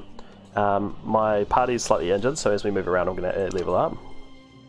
And then the stewardship level is going to keep going up as well at the same time, which is nice. I might also quickly... How much is my party at? So one of the things, I'm not sure if this will be the right move, but I might. Okay, so just continuing from what I was saying, I just got 2 points in stewardship just for like 30 seconds of traveling with this big party. So, as you can see, another skill in medicine, just kind of passively leveling up the whole time. I don't know where he stopped, but I'll also get other points towards other perks and stuff like that, plus I can interact with the lords, do favours, go off and do things. One troop apparently deserted my party, hang on a minute. Parties. Ah, right, okay, because I changed the size of I changed the leader from my wife, her better skill, to me, so it's tracking my party slightly, but at the same time, it doesn't really matter. I'm scaling up like crazy. And you know what, for this battle we'll just send troops because it's a really small one. So didn't get that much for it, we got a little bit of influence, bit of renown, got a little bit of loot. And like, that's pretty effortless, you know? And I'm going to pardon this guy. I got 4 points in charm. Yeah, I'll have to show you in a second, but it said I got 4 points in charm for pardoning that guy. Now, that's pretty huge. I can't bring up the log, but yeah, 4 points in charm. Like, 4 points usually takes a while to get, and I've actually got reasonably high charm as is. So my charm is like 117, which is really good. Obviously my smithing's really high because I got fed up with trading and just went off and made some stuff as well. Plus I've been melting down all those charcoal, making all that wood into charcoal and then melting things down as well to go off and sell components, which made me a small fortune, to be honest. We'll guess we'll let those leaders go. The only downside is sometimes the AI has no idea what they want to do, so he's kind of just walking around this random little stretch at the bottom of the world, Ideally, I want him to go up and like try and lay siege to this castle or do something interesting. But oh, actually, looks like we're defending this. This will be great. Are we?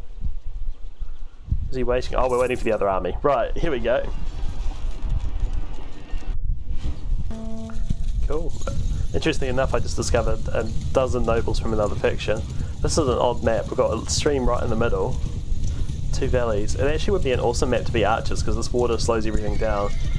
So you could basically like keep your troops on one side, have all your archers sitting up top, and just do as you please.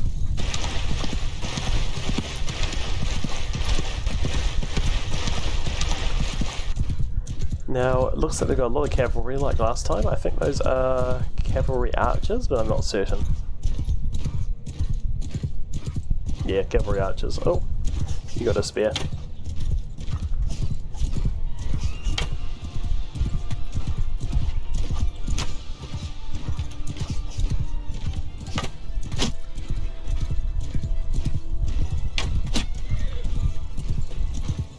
I feel kind of bad banning the horses, but I don't have a lot of control about where these arrows actually go.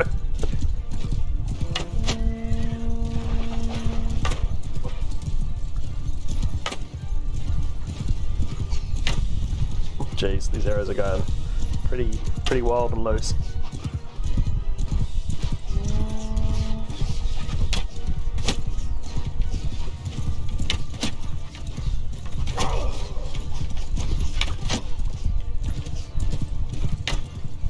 Now, part of me being able to do this is I've actually got really good armour. Ironically enough, I got it from my wife, because this faction has really good armour.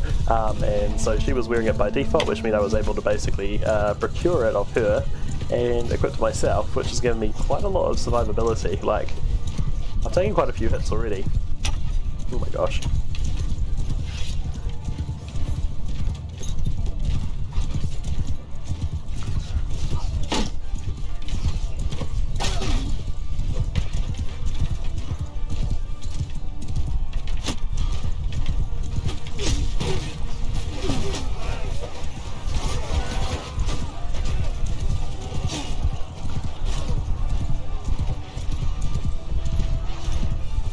I don't have miss this fight, to be honest.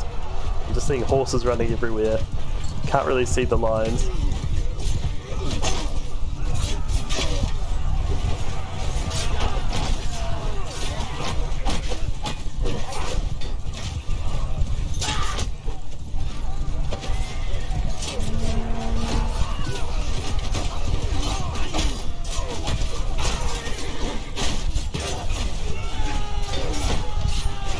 Doing a bit of damage, but I want to get some more kills, because the more kills I get, the more loot I get, and the more renown and everything else. So ideally I still do want to get kills. It looks like the air reinforcements are coming in.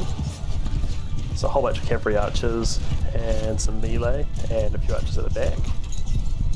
Let's try and get this guy. Ah, hit me just so I went to shoot him. Shoot him. Hit him.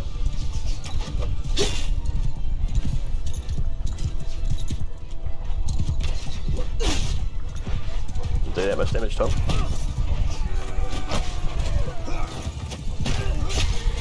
Oops. Did the most damage to a horse, I'm afraid. That's another lord on a horse just there.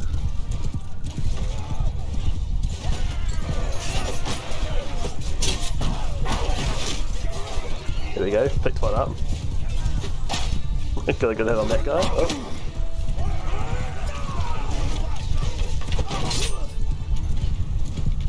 Well, I'm riding with their cavalry.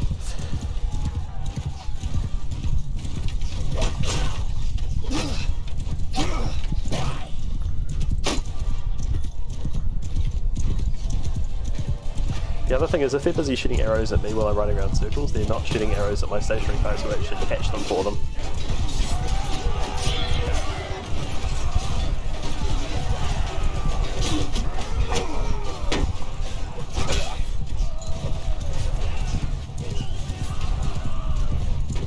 But as you can see on the right hand side, things are continuing to look really good. We're getting a lot of kills here. Ah, Khan's Guard, huh?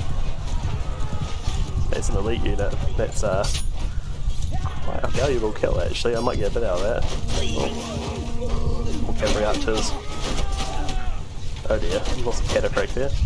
Okay, it looks like we're into basically fighting their peasantry, which is good.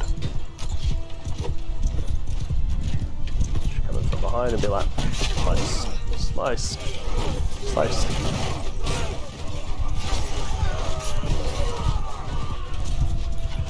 The other advantage of coming in from behind is you don't get shot at and they don't put their shields up, so you can get some like sneaky little kills in, or even just good hits, to be honest. This is where I don't want to be. Oh, get hit by everything.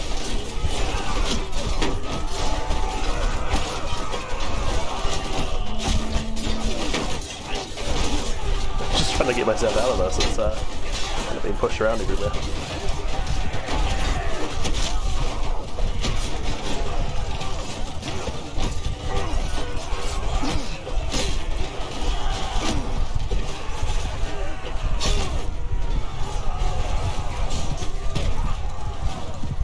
Sometimes when you hit them with the horse, it makes them duck, and then you don't hit them with the sword afterwards.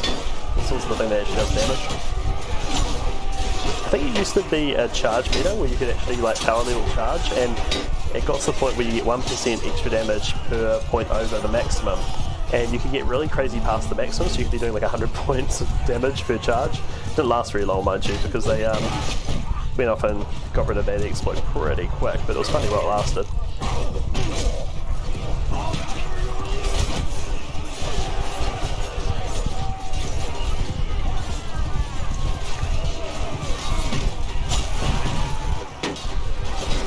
I think I did a bit of a justice there, that was a bit random.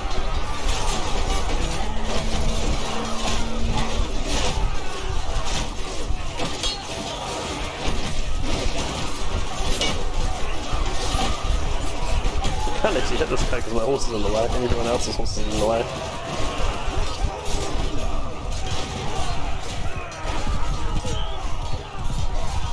Oh yeah, there's a handful of peasants left.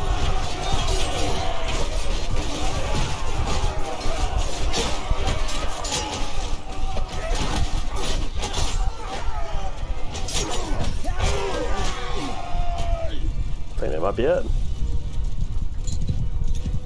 Somehow, they actually had a surprisingly, they had a bigger army than us, I just realised. It's kind of crazy.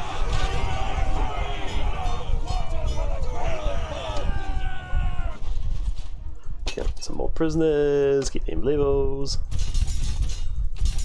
Get some archers again. Archers seem to survive a little bit better, so at the moment, well, I don't have that many troops, and that kind of makes sense to get more archers while I'm in the army. Try and capitalise on that as much as possible, basically. That's actually better than what I've got. The rest of those don't look interesting. Same with weapons. I don't think I got XP for donating those. I don't think it's... Anyway. So I'll leave it there for now, but we're now in a really good spot. We're cruising along, we're busy healing up, getting a whole bunch of stewardship points and medicine points over here on the side as we're cruising around with the army and it's healing back to full strength. And just kind of power leveling. So that's kind of the trick really, I guess, is get yourself an army as quickly as possible. And ideally also get yourself enough money, so it's kind of that balance, but having a lot of money helps.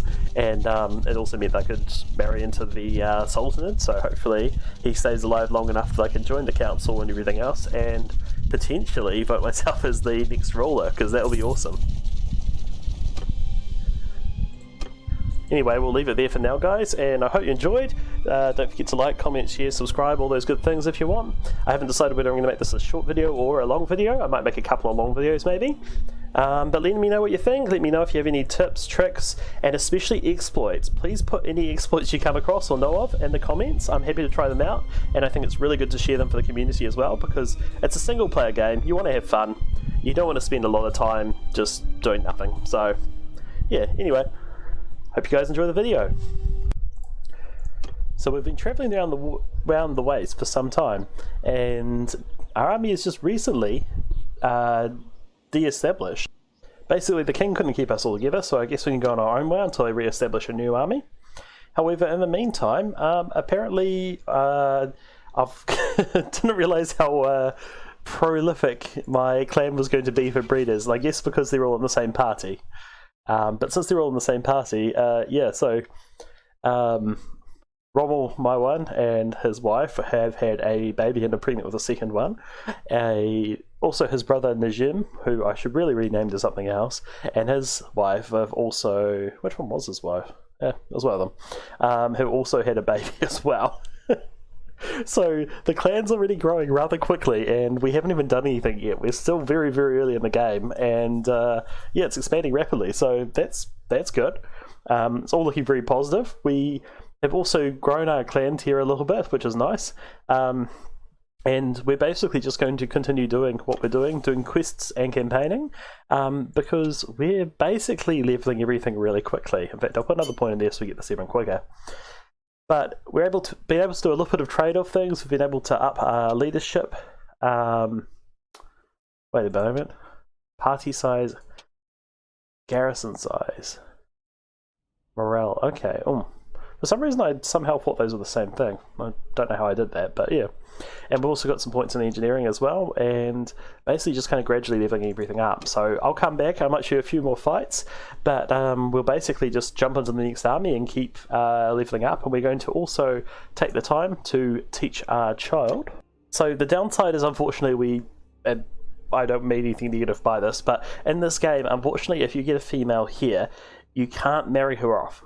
Because if you marry her off, she joins the other tribe and basically disappears from your clan, and is effectively kind of like just disappeared. Like, it's kind of silly, and there's no option to keep her in your clan or do anything like that. She basically just vanishes. So you don't want to actually marry off your female members of your clan. You want to keep them in there so you can keep expanding your clan. However, you want to marry off all your male ones, because then they can produce offspring and extend your family tree.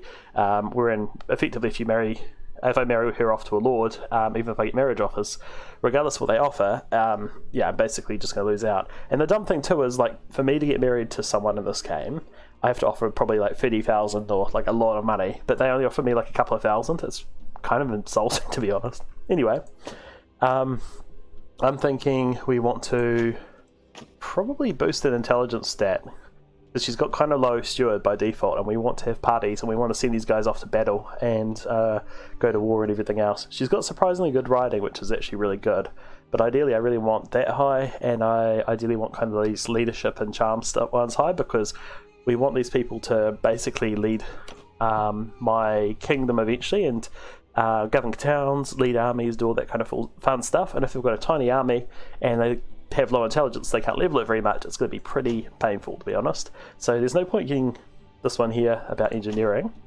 Treating wounds, mere smiths, social, markets, market could be okay. Cunning, what's that one there? Specialist engineers, social. Okay, yep, let's get them some more charm.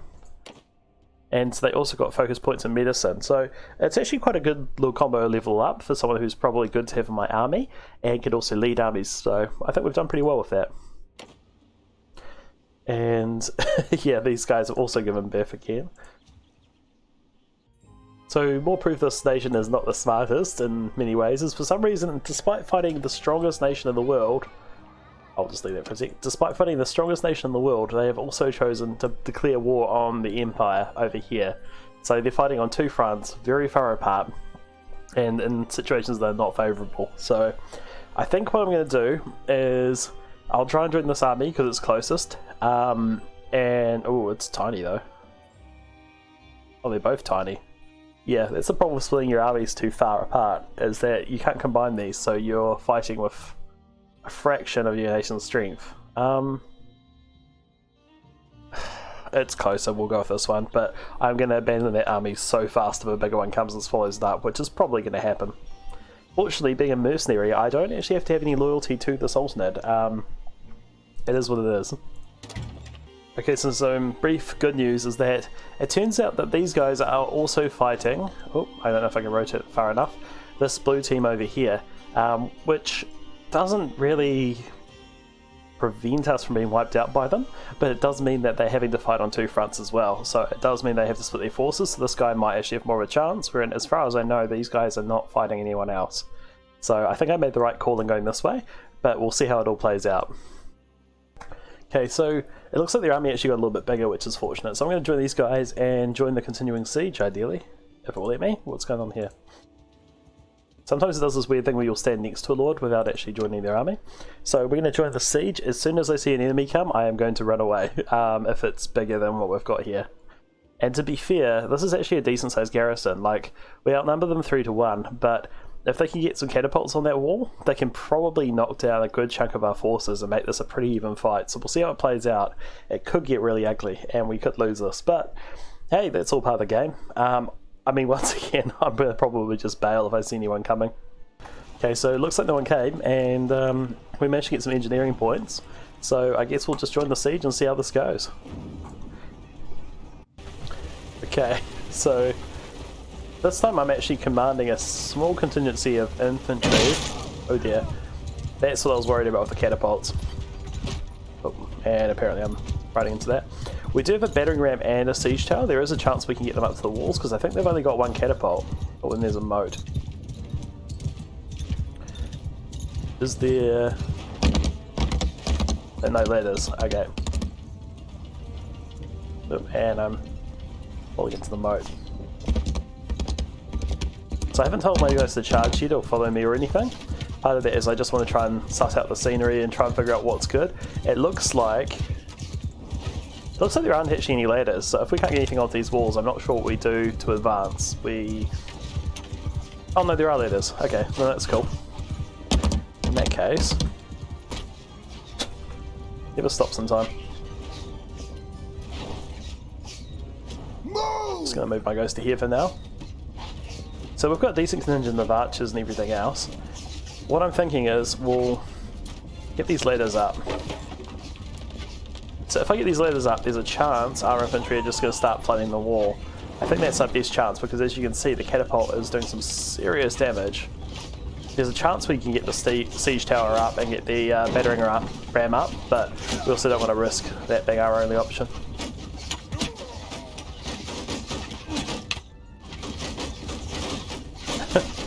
Okay, we're not going to be at the top of that wall right now.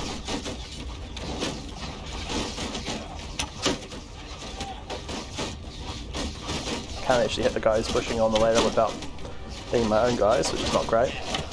There we go, got that guy. If we can hit that guy. Well, this is actually a lot more accurate than I thought it was.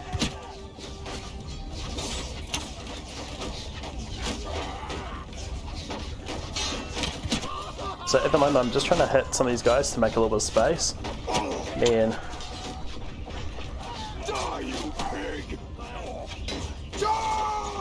now I'm going to see that guys and am I stuck or is it I'm stuck on the rock? Why can't I move? Oh, thank you, horse. I'm actually like legitimately stuck here. Oh, I can walk backwards, but I can't walk forwards. Man. I think my horse is actually stuffing things up. I might have to take drastic action. Can I... Oh. Okay, there we go. That worked. Move the horse. And they knock the ladder down. But hopefully... Uh-oh. This is all going very sideways for me. I might have actually been the combat log that was stuffing up the game. My horse is definitely causing me problems though. There we go, now I'm moving.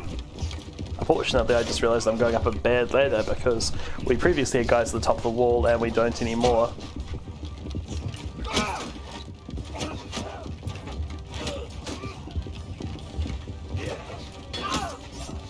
Fortunately they don't have any guys up here. Right, if it's my... I think I've dropped my longsword somehow. Alright, that's not ideal.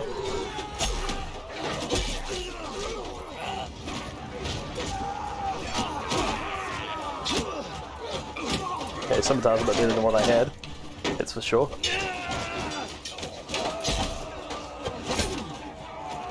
Got that guy.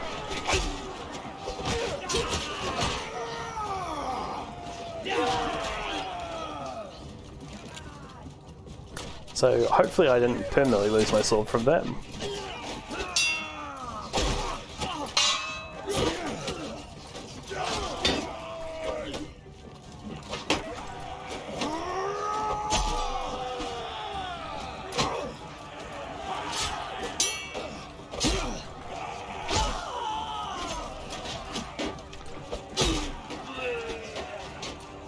killed off a good chunk of them.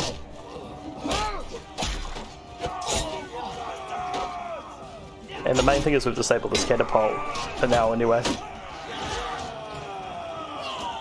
Unfortunately, this catapult ammunition is actually really useful, so if I go like... Oh, okay. Let's say if I go like this...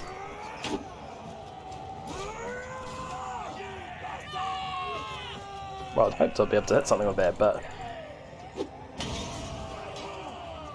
okay.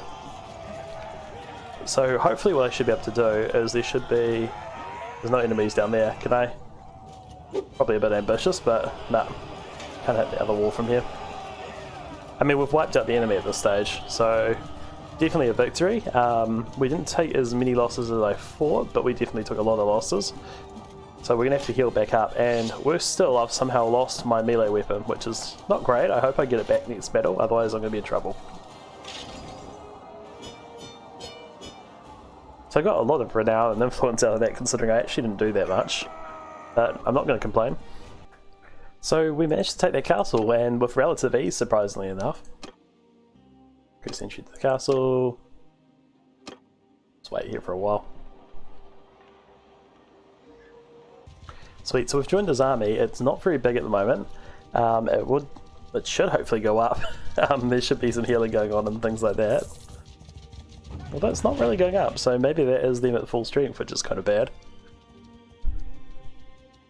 So, looks like we just went to peace with these guys. No, we're at peace with these guys already. I think we might be going all the way across the map. I don't know if that's a wise move, but I think that's what we're doing. I mean, we'll keep going with this. We'll see where they go. I have a funny feeling they're going to run all the way over here somewhere and try and fight something. Oh, and it looks like a ransom offer for one of the guys. So, yeah, I generally pay those. I'm going to try and be merciful, so I'm going to give a lot of the enemy lords a free pass and just send them on their way. Am I voting? It looks like I'm actually voting in those decisions, which is a bit odd. I shouldn't be, but that's alright. By shouldn't be, I mean, I'm not actually part of the kingdom yet, so I shouldn't really have voting rights, but I mean, if they let me vote, I'll vote. And again, another child. So that's child number 3. I'm doing very well for offspring. Okay, so it turns out our allies were being very bold and sieging this with a tiny army. So we're going to join in the fight. And yeah, I mean, I guess we'll just attack this. We actually outnumber them quite a bit. Sweet, so again, I'm not commanding anything because of course it goes to all the high-ranking lords.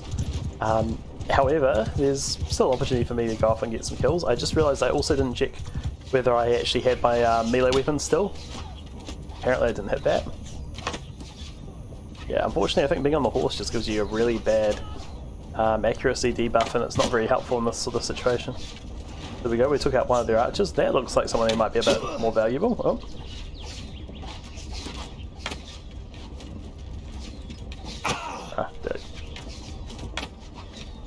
Okay, I'm definitely losing this archery duel, but I actually have more armor, so it doesn't matter that much.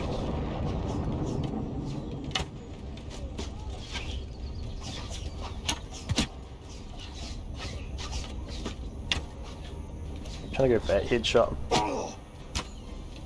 Apparently I'm not doing too well though.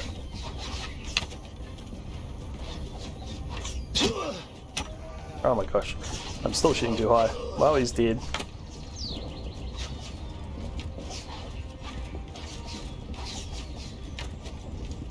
These guys are just kind of chilling out down here apparently. Kind of looks like we could just... Can we go in here somehow? It's like back door. It kind of looks like a back door. Doesn't look like we can get in there though.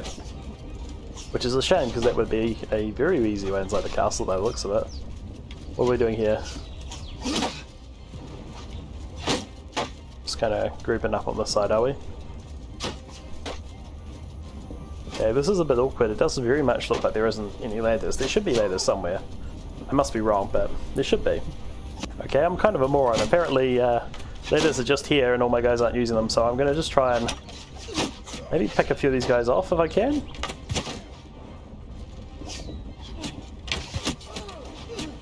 Kind of weaken them down.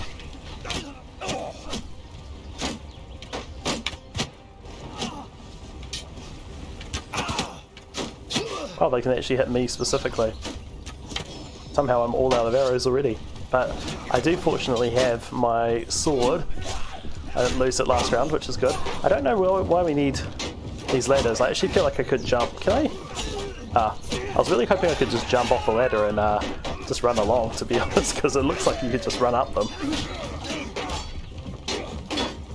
This doesn't look so great. I might actually let myself fall off. We'll see what happens.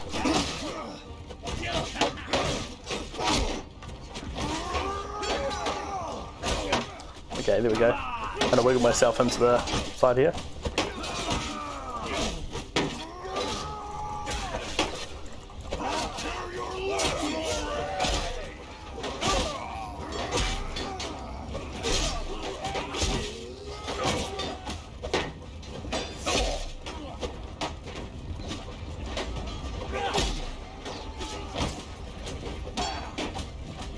Okay, well there we go, we've killed some of them. A few archers up there, nothing useful. So, we've got a very big melee brawl going up, but we are pushing forwards. Take out these guys when we can. It's a very odd castle design. These are also the sort of situations where a mace would be really useful, because it's got the short reach that I can actually hit these guys. There we go, headshot. Oh yeah, so it looks like our siege engine smashed down the gate anyway. And we're basically slaughtering our way through the castle with great speed.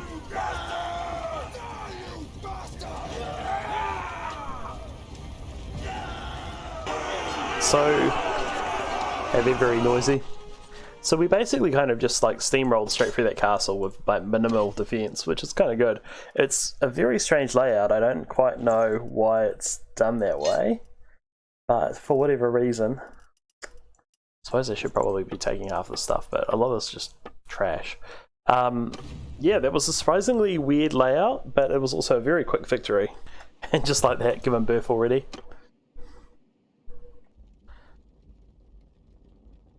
Not very detailed cutscene, I guess, but yep, that's childlike number 3 or 4, I think, at this stage. I'm really pumping them out.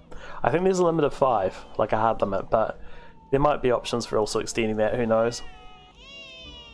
Oh, it's a little baby. Someday it's going to go off and lead one of my armies. Okay, so I just got this one which is very useful. Discarded armors are donated to your troops for experience. So all that junk I've been getting of trash gear all of a sudden becomes very useful because I can just donate things at any time I like to go off and level up my guys faster. So rather than trying to haul it all the way to a vendor, I can just get rid of it immediately. And it's very useful. So from our silly strategic decisions, we managed to also lose this castle over here, which is not great. Like, yeah. Looks like we're laying siege to that one over there as well. This doesn't look good. So we're laying siege and this looks like a bad idea, so I may actually abandon the army at this point, let them get wiped out, let them form a new army. Oh, or we can declare peace just as we're sieging to their castles, so that we lose out. Oh no, actually we didn't siege that one. So the Empire for once has actually expanded. Which is quite unusual. Normally the Empire's on the back foot because they're getting crushed by this team and this team the whole time. But yeah, I guess this is now an Empire city, and yeah, not great, but is what it is. So we're still at war with the red team. Looks like we're sieging one of their big castles, so I'm going to jump back in this army, I think. But yeah, unfortunately we've lost this big city, which is not great. At some stage we're going to have to figure out how to capture it back. We're at peace with them. Oh yeah, granting things, made a new army. So the problem is, like, we've got 3 armies. This one's basically useless because 200 men is actually not much, and it's very slow being an army. So I think we're going to jump in this slightly larger army, and we'll bolster this up to 400 men, which is not big. It's a very small army, but it seems to be our strategy at the moment, is having too many armies and having all of them being particularly small. So, is what it is. Hopefully this army's going to make it across the map to the other side, but we might also just roam around in circles because sometimes these armies get distracted by looters and other things and just waste a bunch of time. Yeah, so this army's just been walking around in circles around like 3 or 4 points here the whole time. So I think I'm really wasting my time with them. So what I'm going to do is do a very, very long run right across the whole map pretty much. We might even go there. Looks like one of the clans was destroyed, but we're going to do a very long run across the map, so I won't subject you guys to watching this move very, very slowly. However, we will go off and join up with this guy's army when we get there. And before I could get there, it looks like they declared peace, which is kind of really frustrating, so I guess we're going to just go off on... yeah, go off and do some trading. We've lost one of our main cities, which is frustrating, and we didn't actually gain anything from declaring 2 wars at the same time. We just lost out. So AI is not the sharpest tools in the shed a lot of the time, unfortunately, but it is what it is. We're gonna eventually rule this world, so it's not gonna matter. But for now, the current leader is kind of an idiot. Okay, so as I was exploring, I just stumbled across some armies going on, but there's this hideout over here. Now, I could take it, and it would give me XP, I'd be able to kill things, but the advantage of having that hideout here is it basically destabilizes the region until they deal with it. And I kind of like that. I mean, it means that, like, passively, they're just busy struggling, and we're not even at war or anything like that at the moment, but they're just going to be passively kind of losing a bit of support. The local villagers are not going to be stoked with them, and the bandits are going to keep spawning until they get to basically become a problem, which is good. Or at least good for me, right? So, as much as I could deal with the hideout, strategically, sometimes it's better to actually support some, well, not support, but more so not involve yourself in affairs of states that, you know, don't necessarily directly impact you, but have a benefit to you, perhaps. Something interesting I picked up over time, but yeah, definitely a useful little hint for this game. Because at the end of the day, I'm only going to be loyal to whatever my empire is, and anyone else that gets in the way, it's like, well, tough luck. So when I come across hideouts in other cities and places, I'm going to ignore them. If they're on my territory, I'm going to get rid of them. Same goes for bandits. I might get rid of some bandits just for the sake of getting some renown, because my clan is still only halfway and we're not at war or anything, so it's hard to level. But in the meantime, it kind of makes sense, right? Like, it kind of makes sense to just go off and... Oh, well, they're all in the dungeon. Kind of makes sense to just take the opportunity to go off a level and also destabilize the other nations in the meantime, so that it benefits my nation. Now, that's just my thoughts. Happy to hear anyone else's thoughts in the comments, but yeah, like, I think that's how the game system works. It basically decreases the stability for those castles and regions, and that's something I can very much capitalize on. So while I was stuffing around trading, it looks like I popped out another baby as well. So I think I must be near the limit of how many kids I can have. The clan is expanding very quickly, so Rommel was having quite the family. So we've got 3 babies here. I'm pretty sure at least 2 are mine, plus we've got 2 kids, both of which I'm pretty sure are mine. So we've got 4 offspring at this stage. So the clan's expanded really quickly. I'm thinking once these guys are grown up, I'm going to send them off basically campaigning. I need to get some more levels before I'm able to create parties. However, once I get a few of them, I'm basically going to just send these guys off into the world. I might have to ransom them back a few times, but they'll be able to basically power level themselves, which is really, really good. So, yeah, going good all around. It's just really weird because our nation, the warmongering, well, Souls Nerd Empire we'll call it, hasn't actually been at war recently, which is very, very strange. So I've just been getting lots of training underway. Trading underway. Just making money where I can, and basically power leveling a bunch of these skills. That's not a good price. And basically progressing my other skills in the meantime, waiting for a decent war to happen, which is a weird concept, I'll give you that. But at the same time, it's, you know, not unfamiliar, I guess, in history. Weird periods of peace where people don't quite know what to do with themselves, and that's exactly where I find myself right now. Well, I'm very much over capacity. What's all this iron? Grain. Crazy amounts of grain. Some of the grain. Big over capacity is fine. In the meantime, I'm just going to keep trading and stuff, but it's really weird. The Empire has not, like, my Empire has not declared war on anyone, and they really should. Like, we should take this town back, we should ideally take that town as well, we should continue to expand.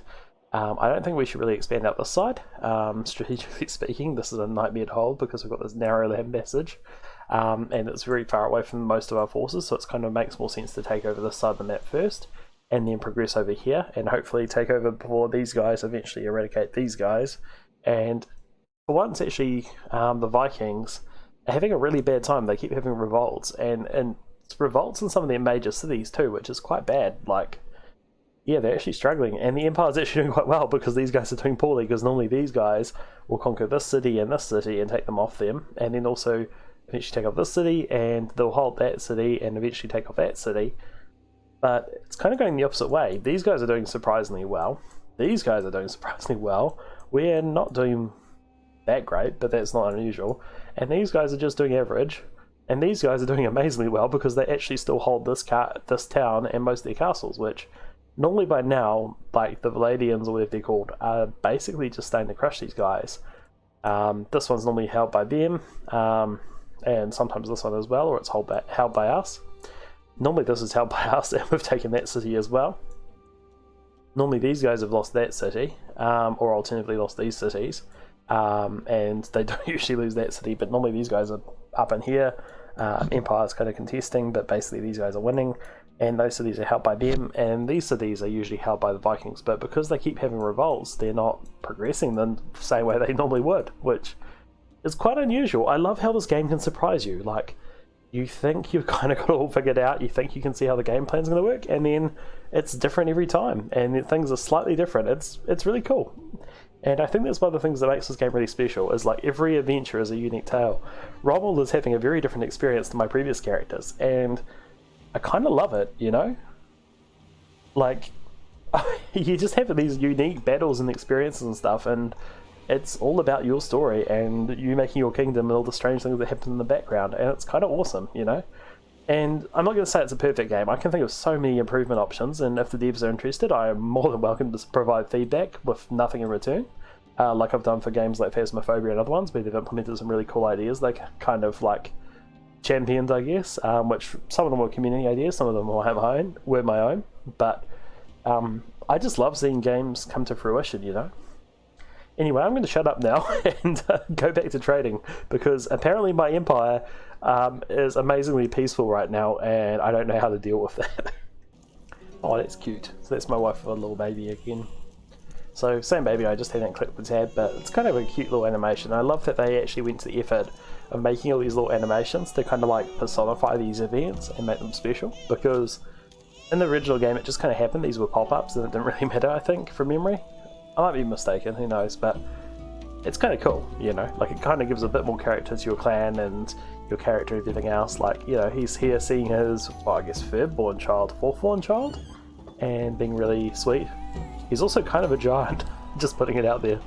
So it looks like we've declared war on the Western Empire, which is good, mostly just because we actually need to probably take some territory. Ideally we'd want to attack them again, but I think we've well, that ship's kind of sailed a little bit, so we'll do some trade, jump in this army, and hopefully have some more battles and hurry up leveling that clan so we can become part of the actual nation itself. And then whenever the leader passes away, we can probably do a pretty decent bid for taking over the clan, because we'll just have to farm some initiative, farm some influence, and we can't do that as a mercenary, unfortunately, but as a clan member of, not a clan member, as a what would you want to call it? A lord of the army, I guess would be the correct term.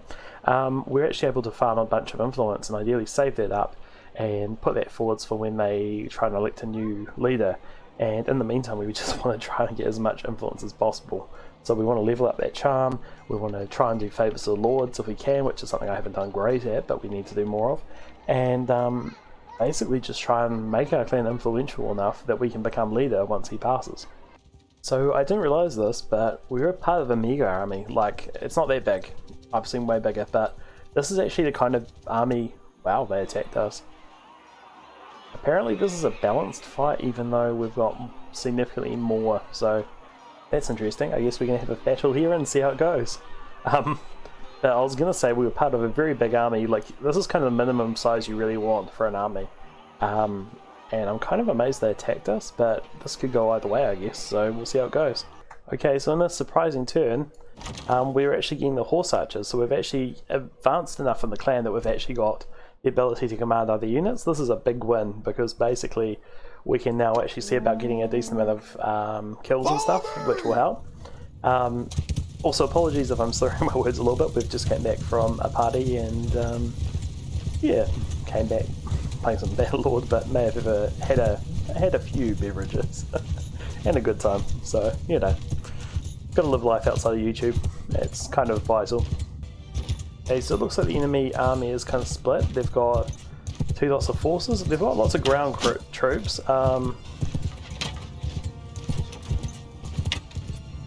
Okay, this is probably not a good idea actually. I'm getting my horse archers to actively engage them, which wasn't quite what I was aiming to do.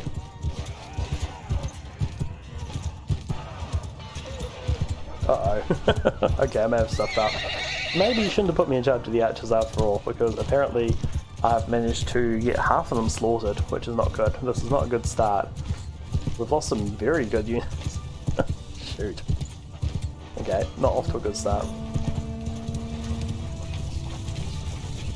In saying that, like, I feel like these guys, in theory, should be way better than they are, but yeah. Okay, well there we go. We've got a good start to the battle anyway. We're busy picking things off. I think in the meantime we kind of... Oops, accidentally to friendly fire apparently, but... It's tricky because I think this is going to be a lot closer than I want it to be. I think the enemy's got some pretty good units here, and apparently I just suck at shooting them, so... not shooting them. Suck at attacking them.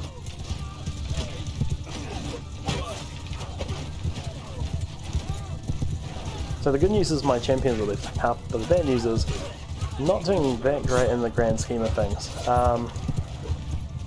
It looks like basically we're losing more units than they are, and I think what's happening is we're losing higher value units than what they are as well. So we've got some really strong stuff on the field. We've got a lot of cataphracts. Cataphracts are very, very strong. And I think what's kind of happening is basically our guys are skirmishing now, I think. Basically our guys are kind of losing a lot of units. Not necessarily in very productive ways. Meanwhile, their guys are actually doing a good job attacking us.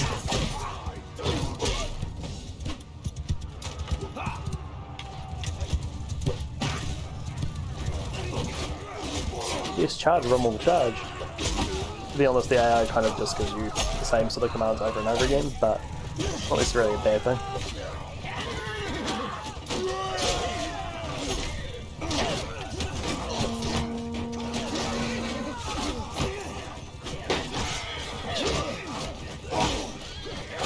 What's taking me? Oh, there's a couple of those on the ground, right?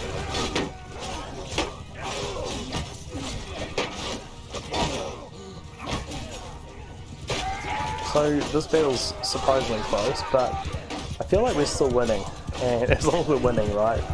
Although gap is closing, so they might be smart to attack us because despite our numerical advantage, we actually seem to be struggling a little bit, which is annoying. Yeah, so maybe if I get my guys to form up over here, we can. Oh, well, I don't want to. Stupid, silly individual. My character for some reason put his shield away, and I'm pretty sure I didn't tell him to do that, but I think he took the initiative and decided it wasn't important. But I guess part of the trouble is we're facing an enemy which has a lot of really strong... Oh shit, we were actually losing badly. Maybe we can still turn this around, I don't know. Yeah, so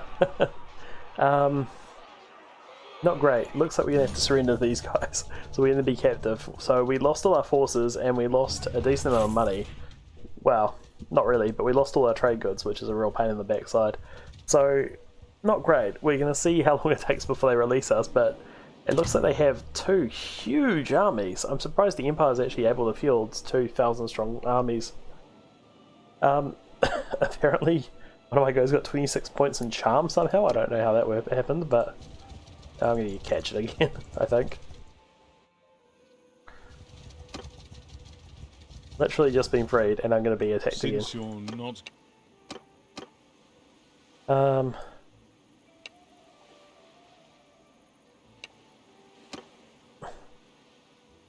Well, I'm gonna have to surrender again. I'm literally one guy, so not much I can do, I'm afraid.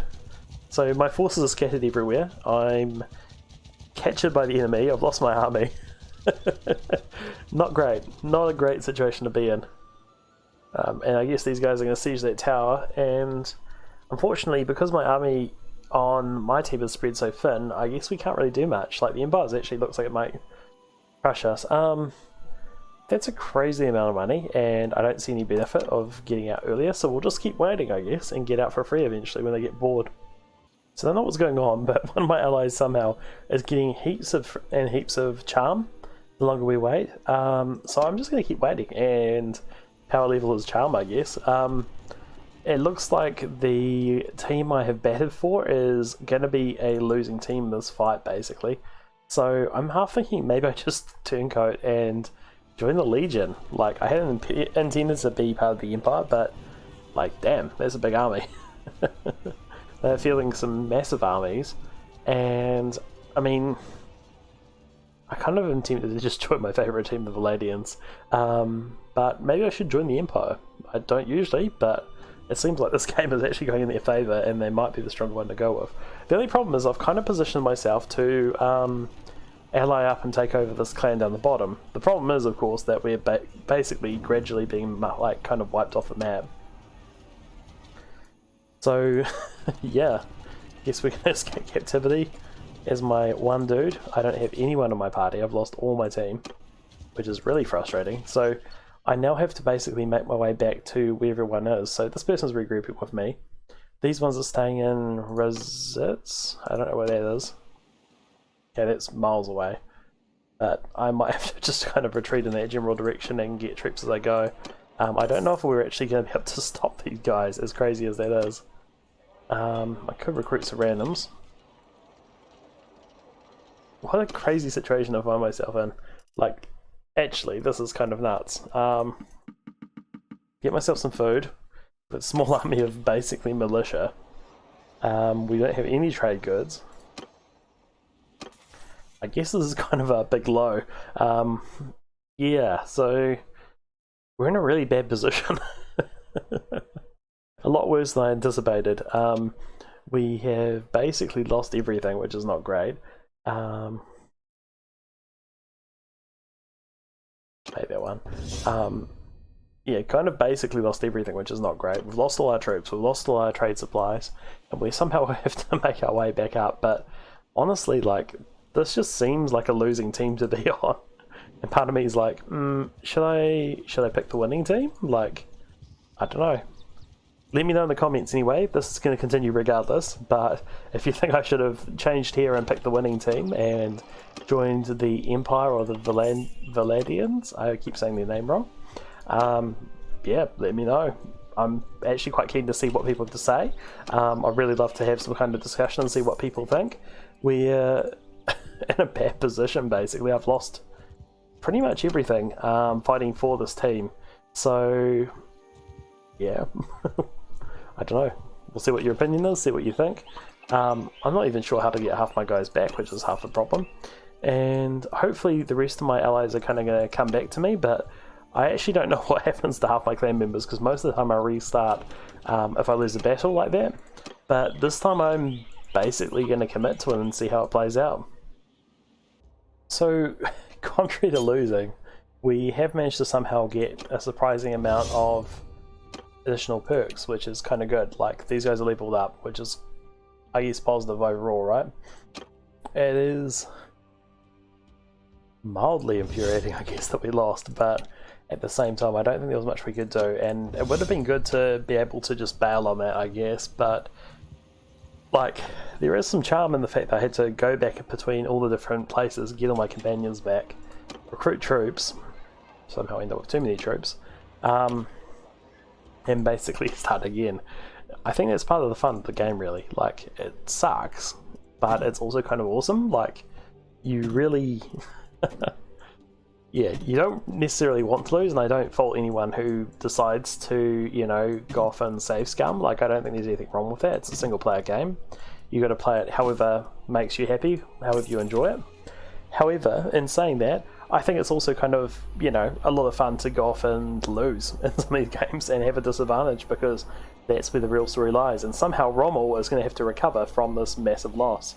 Well, I've got my troops back. They're all amateurs, and we're apparently sieging this castle while they're busy taking our main city. Now, I think it would make sense for us to join these two armies and take over the force that's going to take the city. However, apparently we're going to attack the castle first. So I guess we have to win here, otherwise all hope is lost. So I managed to forget to record. Well done me. But we got some levels of medicine, we got some influence and other bits and pieces, which is all very, very useful. And met a few people who we've defeated, so that's kind of cool. I think one of the tricky things here is that we have somehow got to overcome the fact that we don't have the best infantry. And we don't have the best fighters, either riders. We are supposed to rely on the horseback cavalry, but they kind of suck, to put it moderately. Unfortunately, that's just kind of the situation we're in. So, gonna be interesting. I think hopefully what we can do is we can... Jeez, I took some serious... How am I wounded? Okay, I've lost some serious numbers of troops there. I think... Yeah, unfortunately, as I said, these guys tend not to do very well in the dynamics of the game. I thought it was just the matchmaking and the auto resolve, but it seems like they also kind of struggle in battle as well. I guess because both the Imperium and the Valadians get these awesome cataphracts that can just roll through. Meanwhile, these guys get the archers, which basically kind of just chip away at enemy forces, but don't seem to be anywhere near as effective. So hopefully we can figure out what the heck to do in this situation. It looks like we are going to be able to stop these guys from taking this castle. They've actually assembled a half-decent army. How is this so even? I guess it's the cataphracts. I'm tempted to be naughty and just auto-resolve.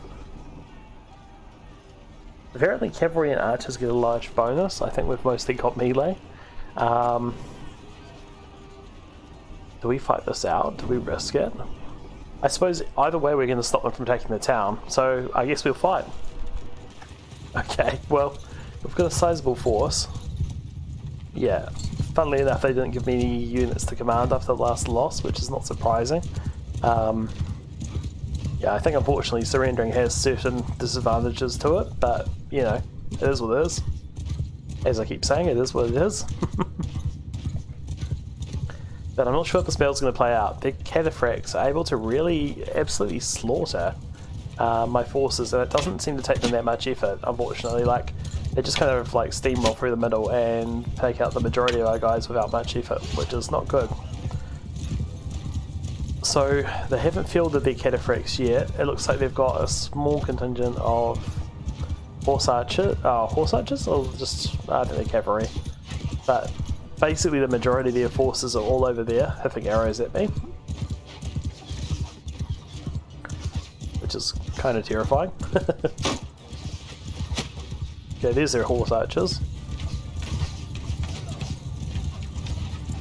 So, not sure what our tactics are. It looks like we're basically going to just charge on in. The tricky thing is they've got really good archers, and they've got those cavalry units sitting on the side there. Now those cavalry are not to be taken lightly, as shown by before. They very much can just kind of massacre us all, and they are surprisingly hard to take down.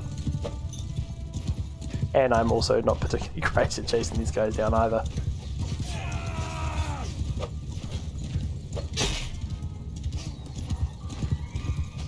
I think part of the issue is I actually need a weapon that does better damage, like way more damage, to try and get through their armor and stuff.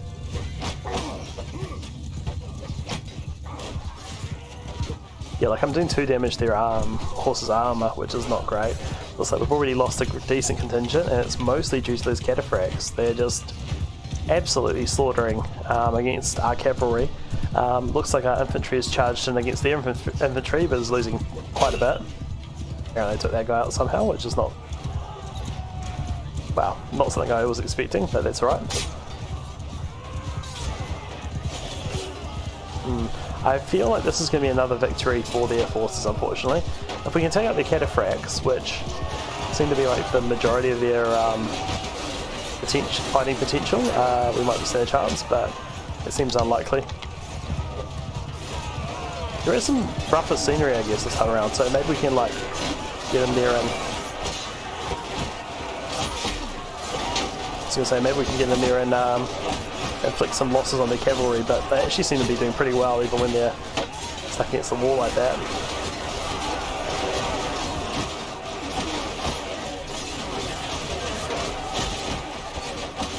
Get over here, horse. What are you doing?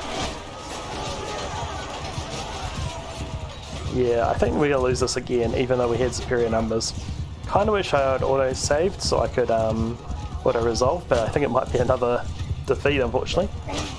So I guess I am technically playing hard mode? I don't know.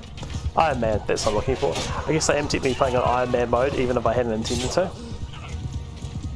You see the cavalry flank come in, slaughter our archers, cause our infantry to fall back, our infantry gets slaughtered as they're retreating, and then we continue to just keep losing. So even though we had a massive numerical advantage, it's not coming to a lot.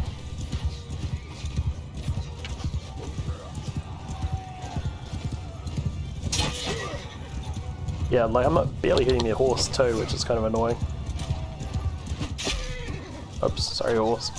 Don't really want to be hitting the horse, but sometimes you kind of have to, you know, do what you do. Oof. Things of punishment. Definitely glad I brought some good armor, that's for sure.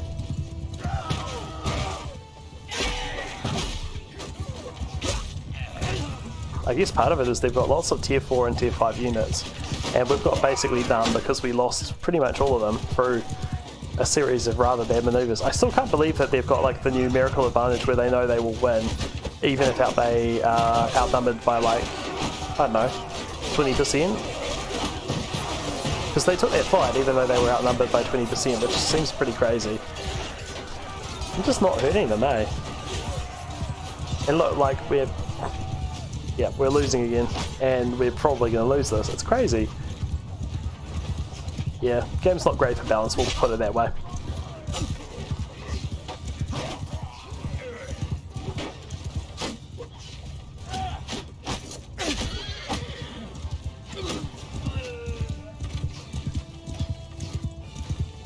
I mean, on the plus side, at the very least we're going to like have a close defeat, which is slightly better. Like, it means they take a lot of losses. It means that their ability to siege the castle is probably gone, unless they have some sort of magical recovery aspect to them. Get my guys to charge.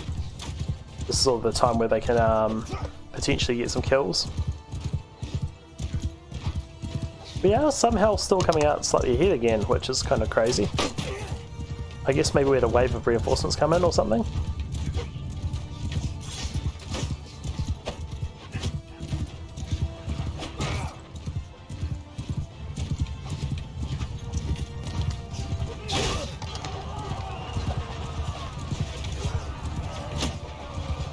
Yeah, again though, it comes down to the cataphracts and the highly trained units that they're basically radishing around the maps with.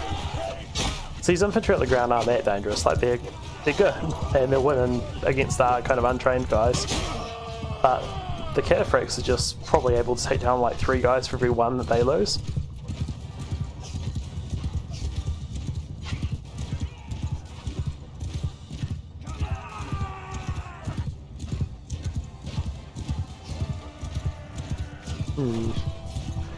Yeah, so we've definitely lost this. We had a brief moment in somewhere in the middle where it looked like we could potentially come back, but no. And I guess it like mostly comes down to these guys just being not a very good faction. I've definitely aligned myself with a bad choice, and I don't think we're going to recover, unfortunately, as much as I want to. I think this is going to be like a downhill slog to basically being eventually wiped off the map. So I'm not joined into their clan quite yet, which I guess means that I could turncoat and change teams, but I also feel bad doing that, like it's kind of like a bit of a cop-out. Jeez, I'm missing everything. I guess part of the problem is I've got a very short weapon. But the command of our units is not great, like they're not using shield walls, we've Kind of got scattered archers here, with some scattered infantry, with some scattered horses, kind of all over the show. On the plus side though, right, like, we are inflicting heavy casualties, they are inflicting heavy casualties, they definitely look like they're going to win. I mean, look at that, right hand side is entirely red. But at the very least we can stop them from taking the castle, right? Like, they're not going to be able to siege it with like half a force. So it's going to force them to fall back, even if it, you know, doesn't work out very well for us. Yeah, the problem with having such a short weapon is if I run into someone, it basically goes off and prevents me from hitting them with a melee. Just kind of where actually all my damage is.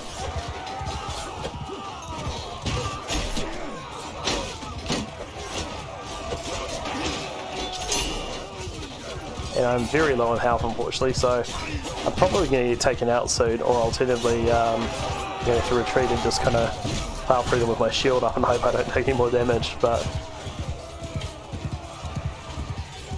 we're actually in the lead slightly at the moment. I don't know how that's happening, but the enemy does form up in these really good positions, and I think that's probably going to see the victory. However, I think they've also reduced their reserves of cataphracts, which is kind of their big strength, right? Like, cataphracts is where most of their force is coming from. Oh, took out one of their lords. It's gonna be worth something, right? I think we might win this. No, I've jinxed it now. We're gonna probably have like 20 cataphracts running from somewhere and just massacre everything.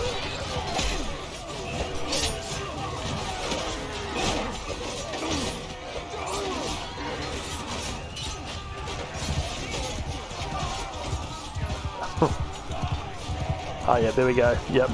It's another wave of cataphracts coming in. It's kind of infuriating, to be honest. Kind of hoping... I was going to say, I was kind of hoping I could disrupt the enemy a little bit, but no. The silly thing is, even if I retreat mid-battle, I still end up in the situation where I have to surrender. Like, it doesn't disengage you, even if you know, ran away, disengaged. But yeah, they've definitely won, fortunately.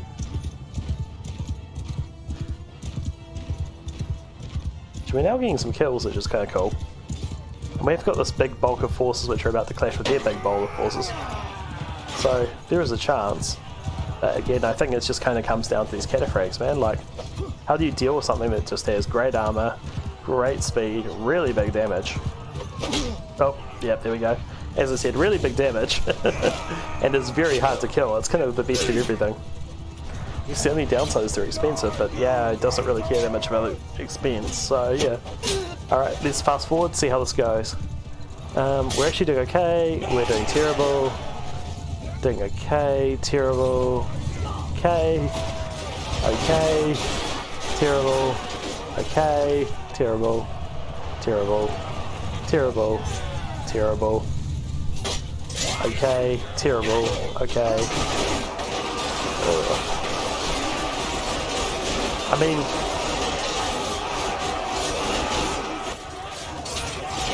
despite all my complaining, we did reduce them down to maybe 100 troops or less, which basically means they can't continue the siege. Fortunately, it does also mean that they've won, so... Jeez, look at that. I mean, it's crazy. We've got a bigger army, and we still lose significantly. I mean, yeah. It is what it is, I guess. It is the big downside of playing against this team. They are very, very bad at most aspects of warfare for some reason, so, you know. So there's an interesting twist. I was able to actually leave. I don't think I've got any of my troops is the problem. No, I've still got my troops.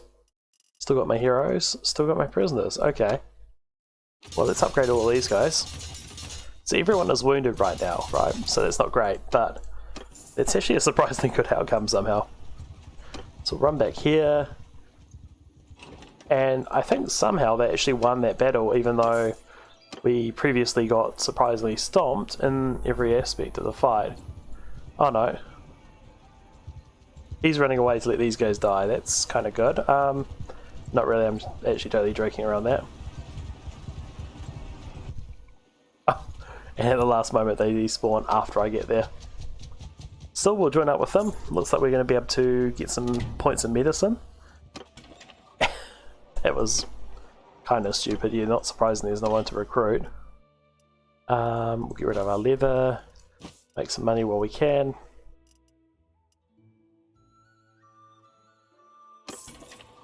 What a silly situation. So we lost the initial battle, and then when we lost the initial battle, somehow we won the subsequent battle afterwards, even though we got absolutely slaughtered when we had the advantage. Don't know how it works. Very confusing, and the cataphracts are kind of insane, and it's why I normally play Valadian, because the cataphracts are just crazy. And it's also kind of fun when you have an army entirely out of cataphracts, where they can just kind of charge into the enemy and wipe them all out. So in a rather striking situation, I managed to basically go off and bait these guys into attacking these guys. Granted, they've taken some losses. However, if I jump in now and send some troops, should hopefully be able to win this. So we'll see what happens. Nope.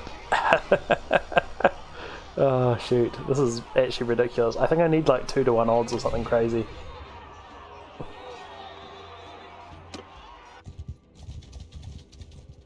Well, guess I'm going to be fighting from the walls. We did reduce them down to pretty much nothing, but they will regenerate very quickly.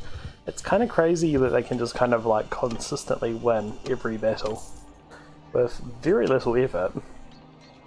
On the plus side though, I mean, at least I helped, and I managed to get out of the battle and retreat because I wasn't part of the main army. So, you know, could be worse. Their army is pretty much decimated, so they won't be able to do too much attacks, but then we've lost that castle. We've also lost the... map's kind of terrible for it, but we've also lost the castle and the town on the other side.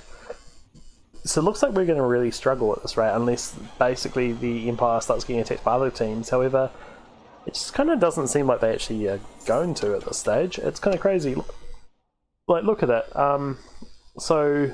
these guys, who are normally dominating the other two, keep having rebellions, keep taking this back and keep losing it, which is great, I guess. But what's going on there?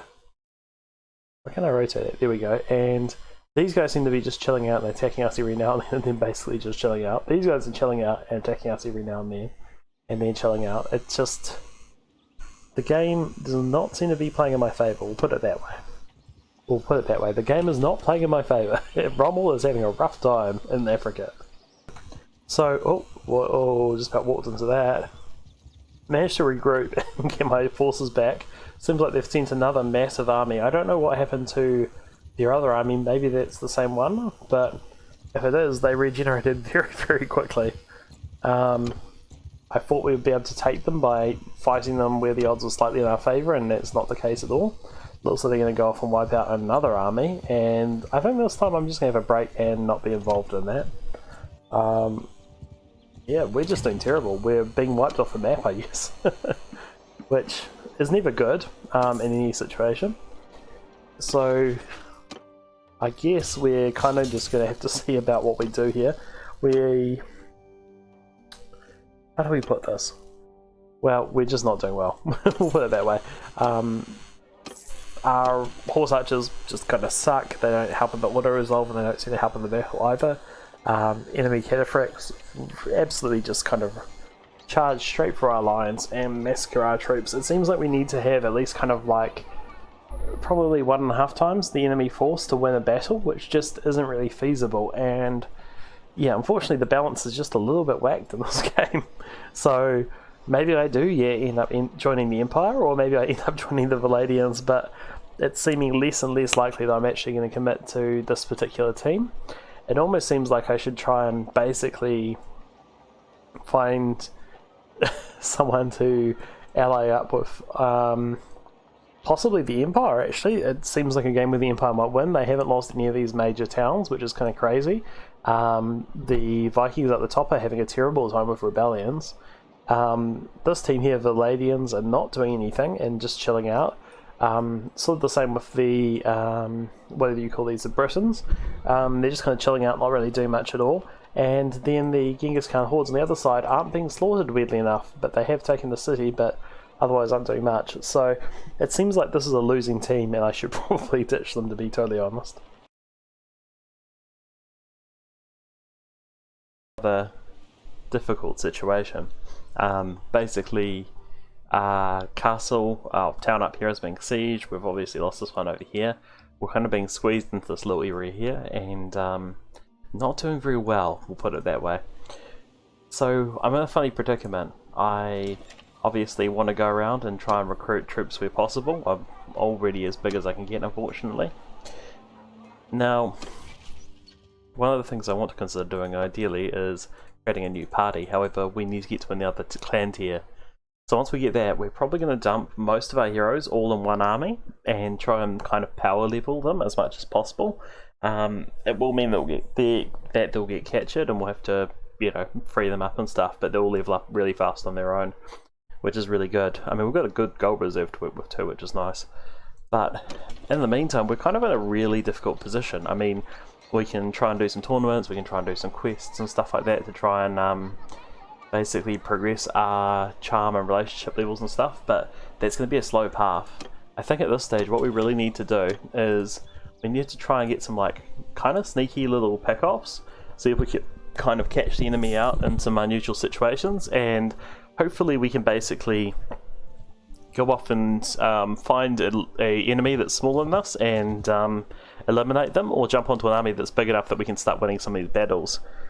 So far there's one army which is over here.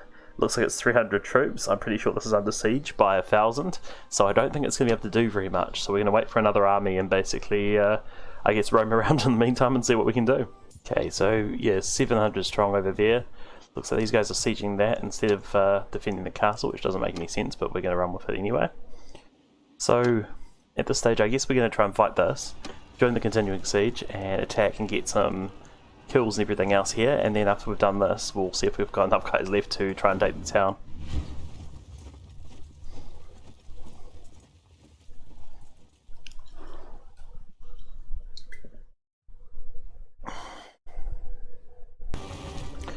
Okay, so this is not a great one for us to attack. Oh, and they've got at least 2 catapults firing at us, and possibly more stuff. The good news is they haven't killed everything in that first volley, because gotta be honest, I was half thinking they might. So I think we can get up the ladders on this wall up here. Ow. I need to ideally get up here without getting the heck shot out of me. Okay, ouch.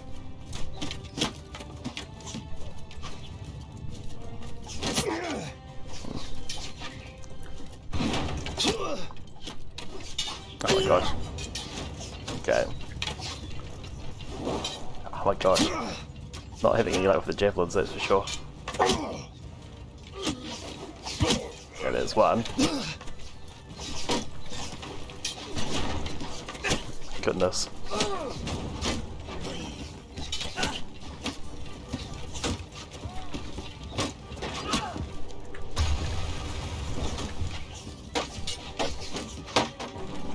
Oh well, stop them from pushing it back down again, but get off. Not really what I was going for at all. So it looks like everyone is getting on that wall and basically getting slaughtered. Oh, and they're throwing rocks too, that's not good. So what I'm hoping is we can get up onto this wall, this very noisy wall, and hopefully kind of get behind the enemy a little bit. Oh, there is a lot there.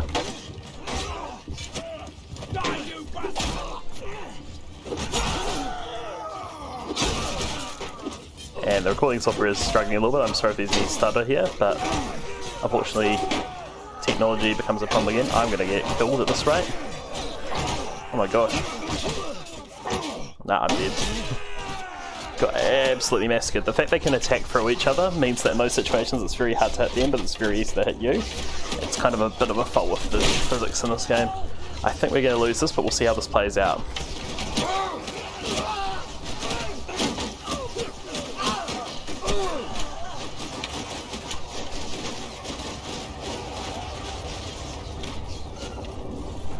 Okay, so we basically look like we've got the siege underway.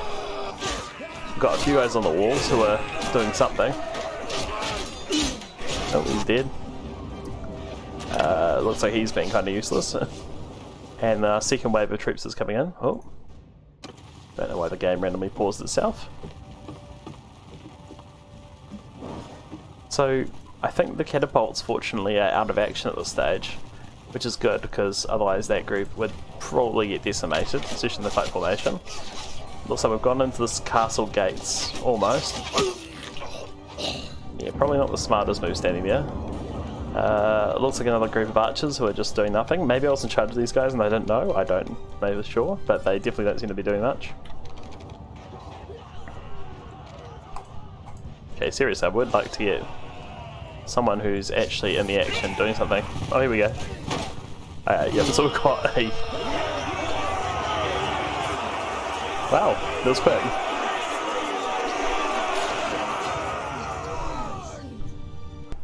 Okay, so relationship improved with some of these guys. Looks like we still got some prisoners. Okay, so it looks like we got some decent loot too, actually, and we might as well just take everything if we can. Unfortunately, we did get knocked out in that battle, so I think we didn't get half as much as we probably could have. I'm gonna leave. Yes, unfortunately, we're kind of down by quite a few troops. I'm gonna go and restock, but I don't think we're gonna be able to do anything about this siege, and I don't think the army is probably going to be able to do much either. So we're going to recruit as many as we can. Puts us in a much better position. That's actually all the guys we needed, almost. But looks like this guy is kind of content just sitting in the castle. Maybe if we joined his army, he might be a little bit more courageous.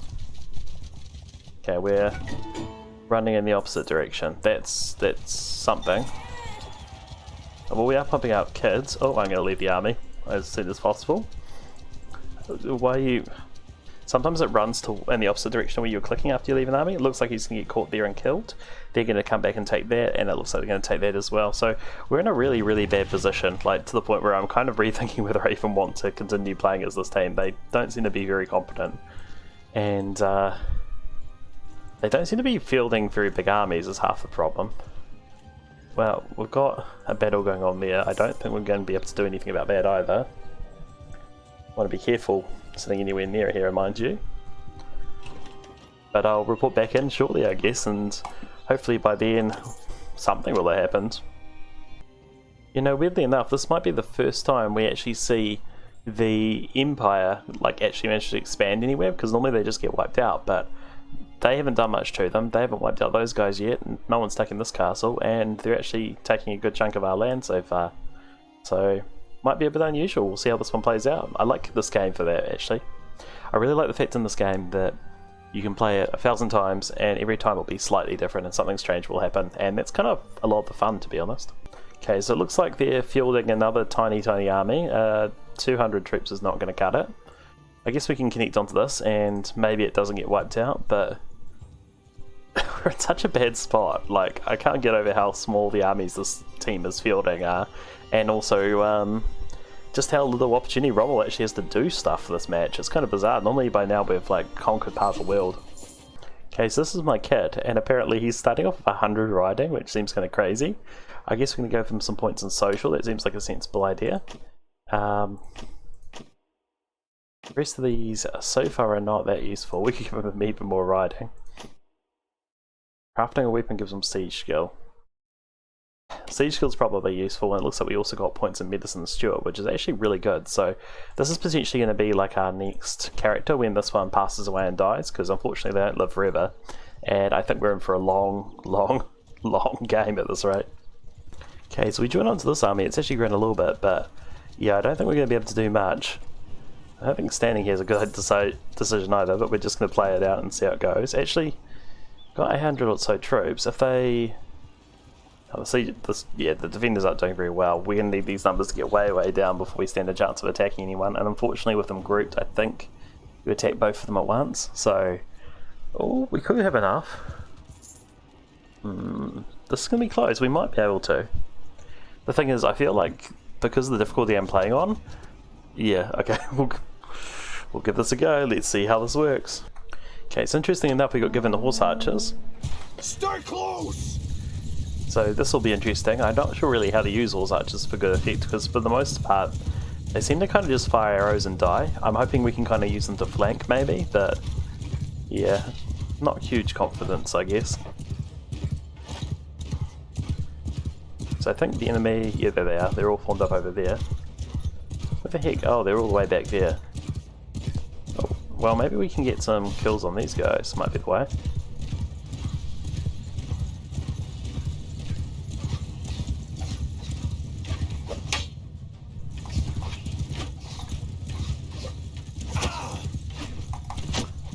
Come on, really? Oh dear. I may have led my horse archers into the enemy and they might be getting slaughtered right now.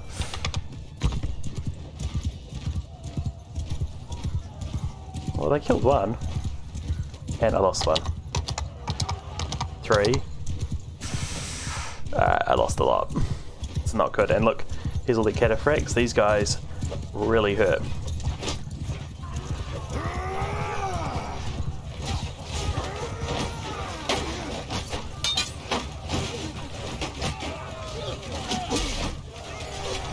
Getting some hits. But yeah, we barely scratched them, to be honest. Oh, I got that guy. That's one of their lords, that's good. Might impact their morale slightly, hopefully.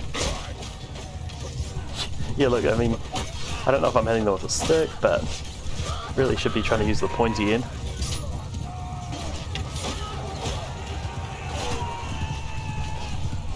It's just chaos.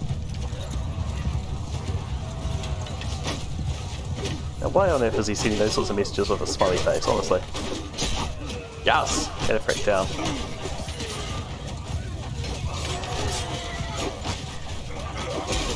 Haha, Leak get a freak down.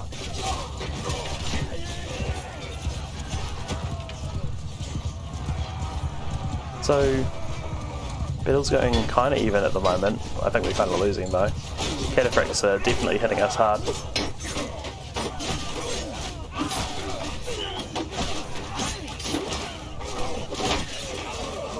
God, this is a boost. Don't know who's who.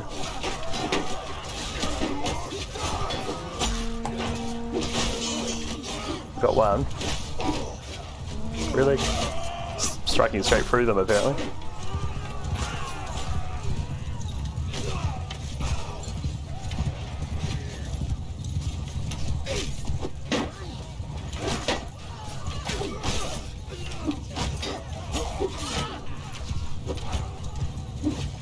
Half of it's just trying to chase down their cataphracts and lay hits on them and see if I can pick off any of these enemy cataphracts. Which apparently I did not seem to be able to land hits today. I don't know what's going on with me. There we go, there's one. Here's another one.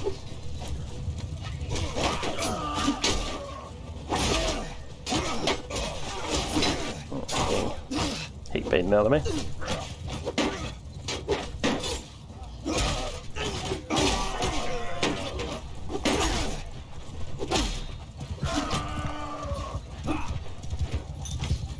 Don't think I've got any archers left, eh?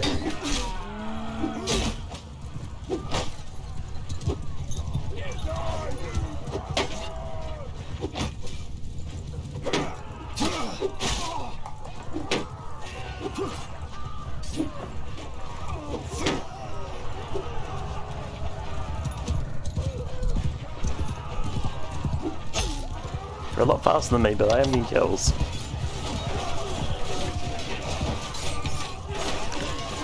We kind of need like pikemen or something, I think, but I don't know if these guys get pikemen.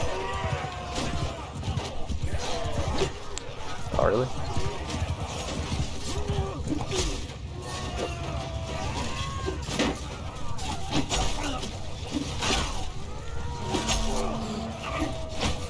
Single-handedly just stopping all their cavalry from moving up.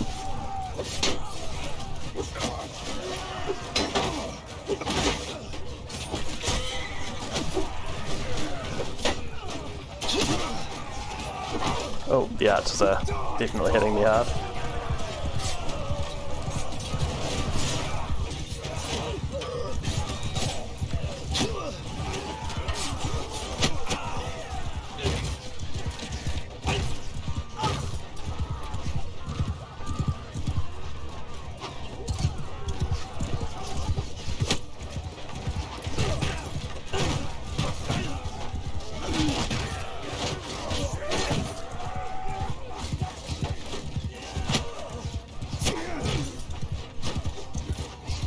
They have a crazy amount of cavalry.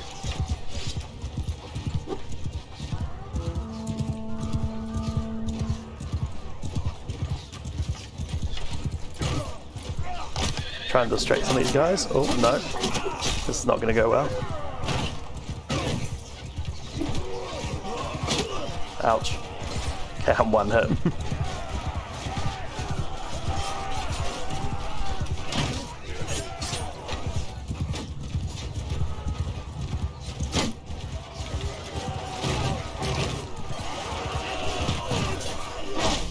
No.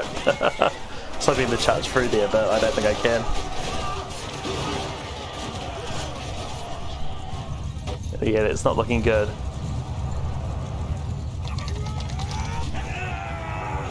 It looks like we're taking crazy amounts of losses. Absolutely insane amounts of losses, and they're not losing a thing.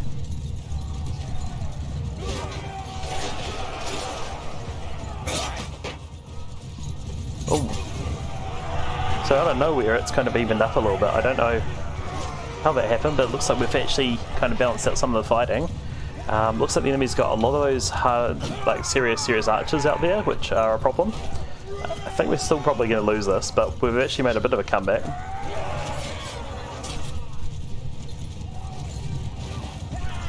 Probably Alice Fisco was doing a bit more. Yeah, we're back to losing quite severely. Apparently somehow we managed to just constantly lose things and not kill anything. I don't know what we're using, but our guys might want to consider something other than rubber weapons.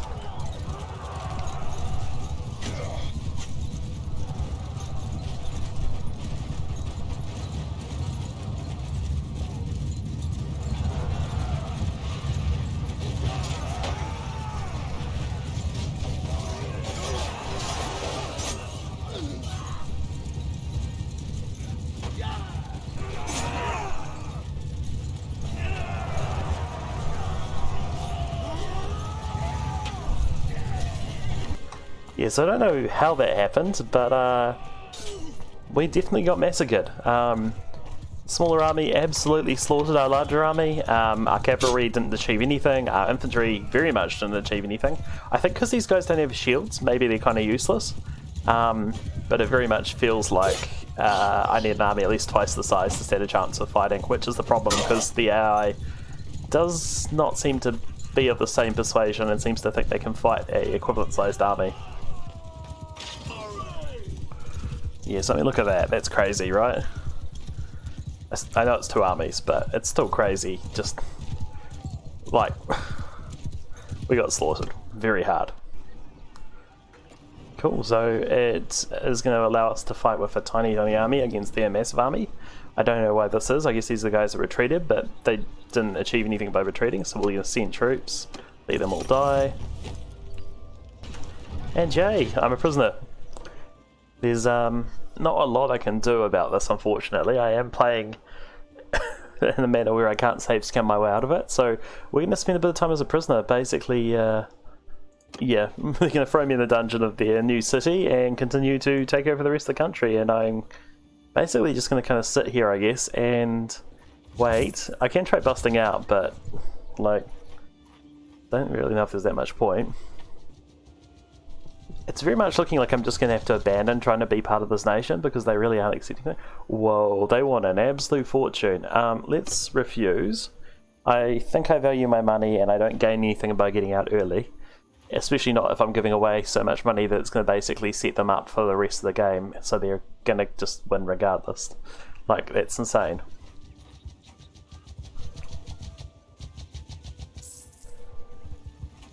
So, guess we're just waiting. Oh yeah, another generous offer. They want an insane amount of gold, more than it costs to buy a city, to let me go. So I think you guys know what the answer is going to be. Oh hooray, I finally escaped. There's only like a dozen or so armies around and I've got no chance of outrunning them. Or doing anything really. That's fun. So we're going to run over here immediately, because that seems like the safest option. We're going to recruit anyone we can, which is no one. And then we're going to leave. I guess I'm going to have starving troops. Maybe I'm going to try run over to this one. So, no. Sneaky, I saw you coming. It's probably going to chase me down. I just realised they got an insane amount of money off me. Like, they got a impossible amount. He's going to chase me down. Surprisingly slow considering I'm not carrying anything. Oh, no, I'm hurting, apparently. Wait, how am I... I'm hurting, but I have almost nothing. Wow. Maybe just do a slight upgrade there, and it'd be really good to be able to hold on to some of the stuff, but I think I'm going to have to let you go. Yeah, well, that improves my speed a lot. And we'll recruit troops, because why not? Even if we die, we might as well go down for swinging. And we'll take 1 grain.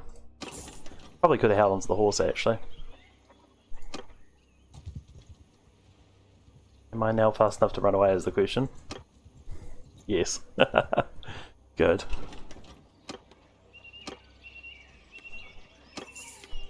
So we're just going to regain our army, I guess, as best we can, and hopefully we can get some of our party members get freed and they end up in these cities and I can re-recruit them.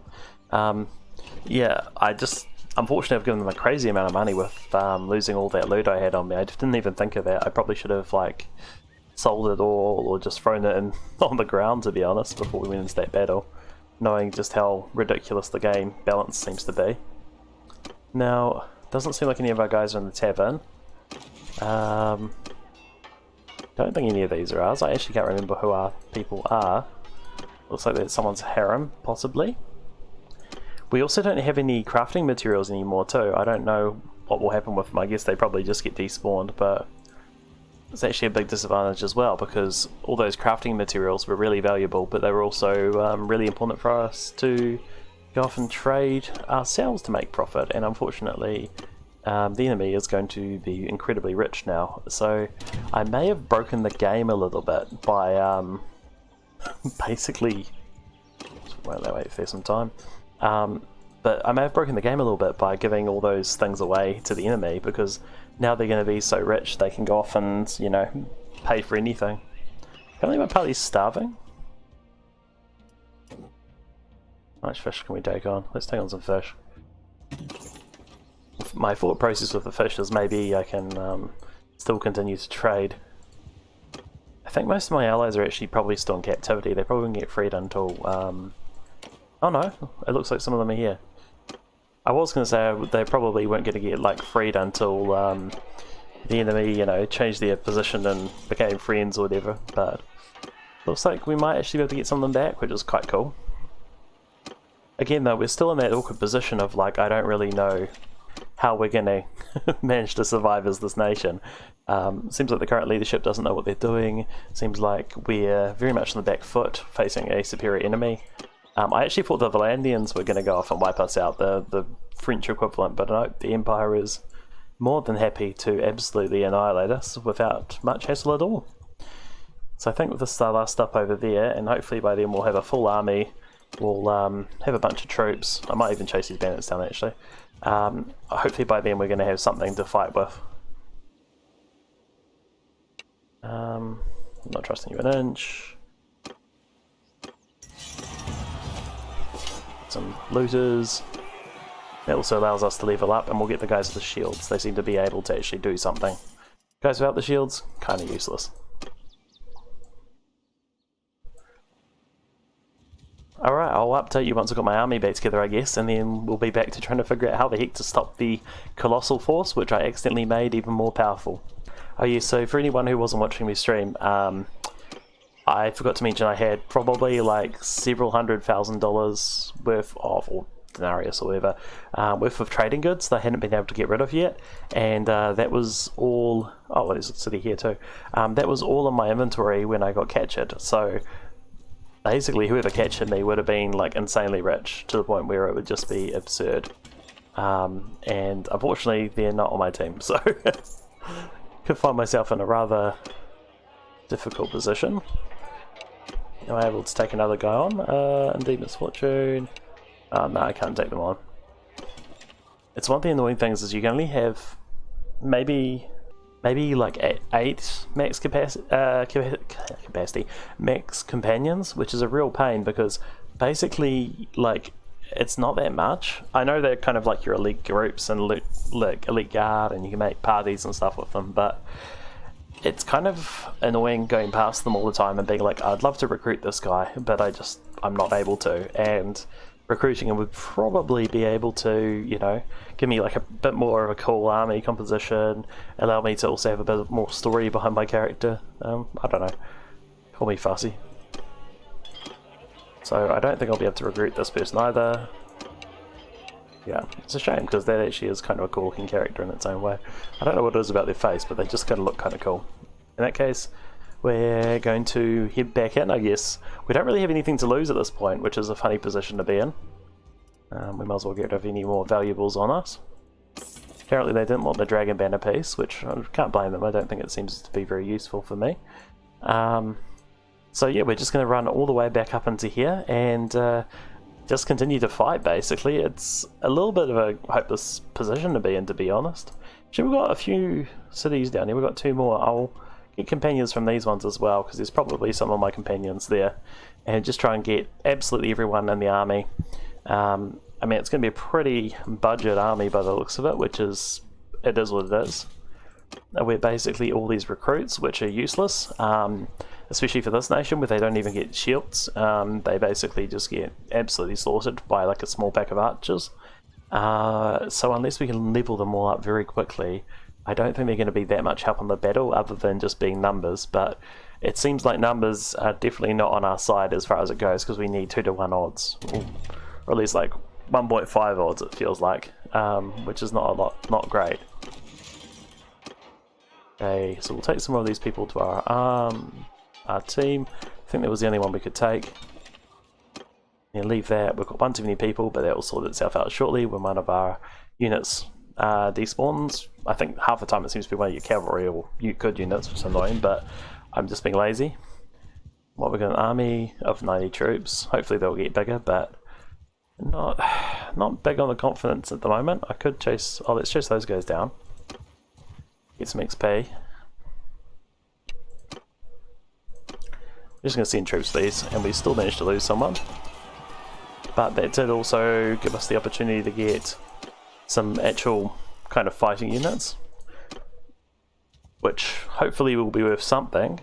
I'm not sure if it will be worth much, mind you. It doesn't seem like we're doing particularly well, but hopefully it'll be worth something. Right, so prisoners, not one of mine. Dorsey's kind of hates me. You're one of mine.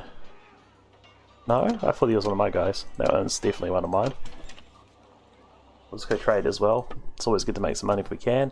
Looks like we can get rid of that salt, and the fish is worth something, so let's trade some fish. Get a bit of grain. It's quite a lot of grain, we probably don't need that much. And we'll get a few more commodities to trade.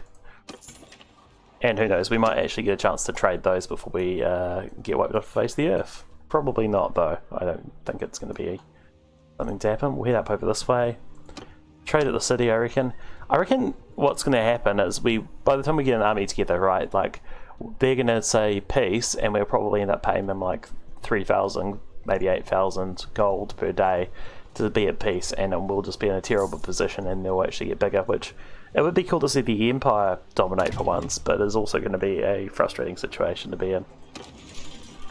Now, I swear there were more people to go on my party, but apparently not. Okay, so here we go, we're joining in another battle. I feel like we're probably just going to lose, because that seems to be a common theme. Actually, what I think we'll do is we'll wait a second, let this person come over. Yep, and now we'll help. So we outnumber them 2-to-1. Let's see if this actually is enough to win a battle. Cool, so I don't get anything to command this time. It was nice having the horse archers, but to be honest I didn't manage to achieve much with them anyway, so I don't think it was smart to give me anything else. Looks like our army is almost all recruits, which is not good. However, we do outnumber them 2-to-1, which is, you know, numerically very important. However, I can't guarantee it's actually going to be worth anything. So I think I'm going to go after their cavalry and horse archers. It looks like they've got a lot of archers there. Definitely in a better position. Wow. I can maneuver just so fast and I don't have the like actual fighting skill to take these guys on, it doesn't seem like. On the other hand, let's just get in the middle of all their cavalry and then maybe I can just kind of cause some chaos. Nope. Just get absolutely slaughtered without actually managing to inflict any damage. Cataphracts are really hard to deal with, eh? Like, the amount of damage those guys put out is crazy, and they're actually also incredibly heavily armoured. I got level, that's something. Don't want to be in range of those arrows, so we're going to come back up this way. Maybe try hit this guy. Actually, if I come over here by the Rog.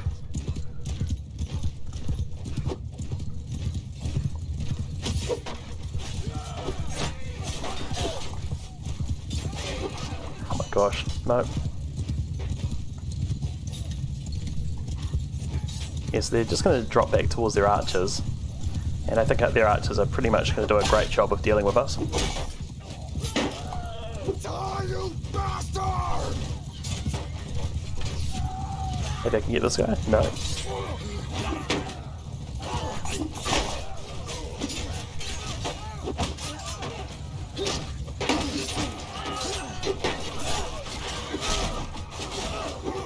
Okay, we're getting a few kills there. Nice. Looks like we're actually slaughtering their archers, which is good.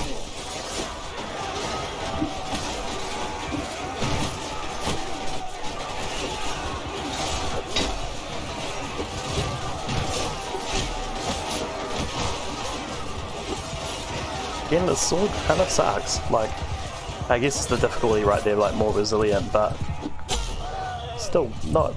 It does a bit when I like have a bit of flight and movement, but it's not good in like a melee otherwise.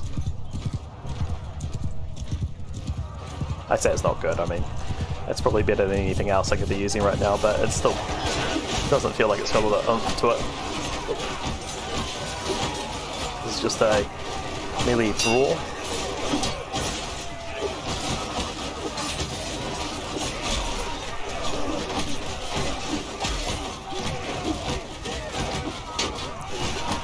Well, so even with 2-to-1 odds, we're still kind of like losing. Like, we're not losing the battle overall, but we're losing a lot of guys.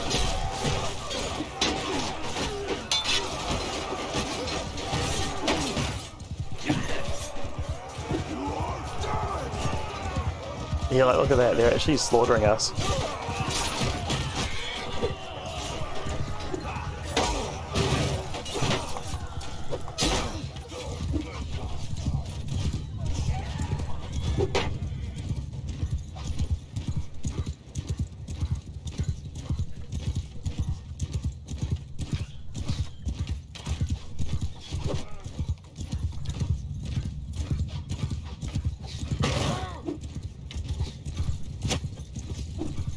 Yep, more cavalry coming in. I think this is where we probably start to lose because we've basically got peasants who are fairly worthless from my view, but anyway, we have still got some cavalry left. I think we're evenly matched for cavalry, which means we probably lose. Come on.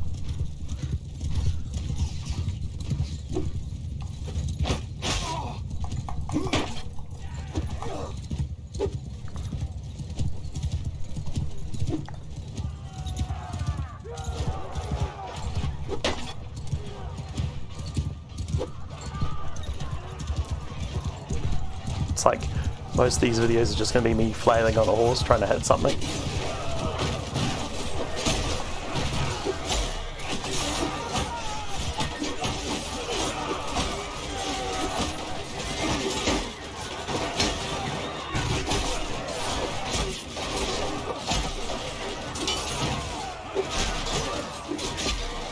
Having a lot more luck attacking from a horse into a crowd from behind.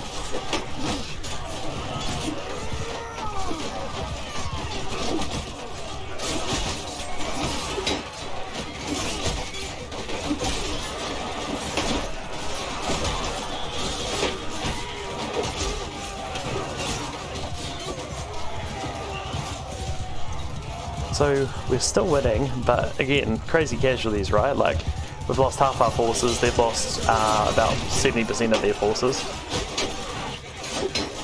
I guess it's because all their guys are smart enough to break shields, where my guys just don't seem to think they're important, apparently.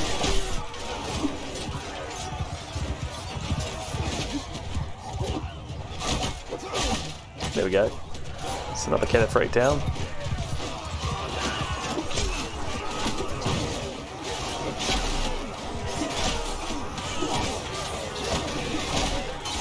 I'm almost dead. Oh, I am dead. Alright, let's see what happens. Apparently our cavalry ran away.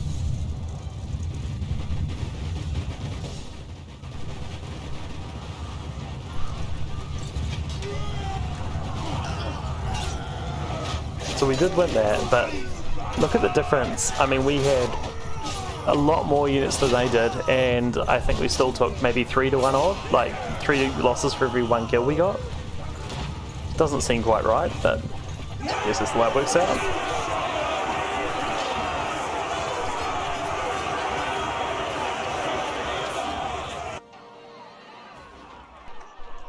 So we still have the yelling in the background for some reason. Oh, it has stopped. Got a lot of prisoners. Got a lot of guys upgraded. Doesn't look like we have any horses, so we can't upgrade those guys properly, and I could have probably waited, but we're not going to. Okay, so we went in with probably about 800-900, probably more, and we are leaving with very little. I think I'll join the army anyway, and that way I can hopefully get some healing points and stuff and run around for a bit, but like, what crazy losses. It really puts us in a funny spot, because like, how do we win, basically, in this situation? We've got to have some pretty massive armies, and until I'm able to field armies, which I can't do as a vassal, yeah, we're basically going to go off and find ourselves in the back foot consistently. Here's something interesting. So apparently they garrisoned with this whole castle with literally just their siege, not their siege, their horse archers, which is very unusual, but I guess might reflect how useful they are when they're on horseback, because I feel like our ones have not been making a difference. Okay, so we somehow managed to forget to film, but we attacked, took some losses, but we managed to take the castle, got some more renown influence, 10% of the loot. And up just in time. I will not forget you. It looks like we also freed a bunch of our armies, which is really, really useful. I think we actually pillaged our own town, which doesn't really make a lot of sense, but I guess they can do whatever they like. So we're going to upgrade some more of our guys and make our army a little bit stronger.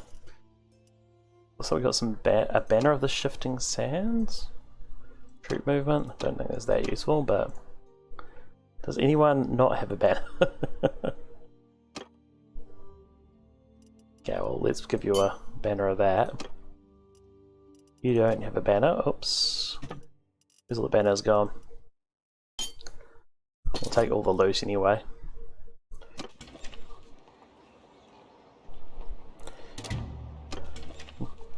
Okay, well, as always, recruit everything back up that we lost.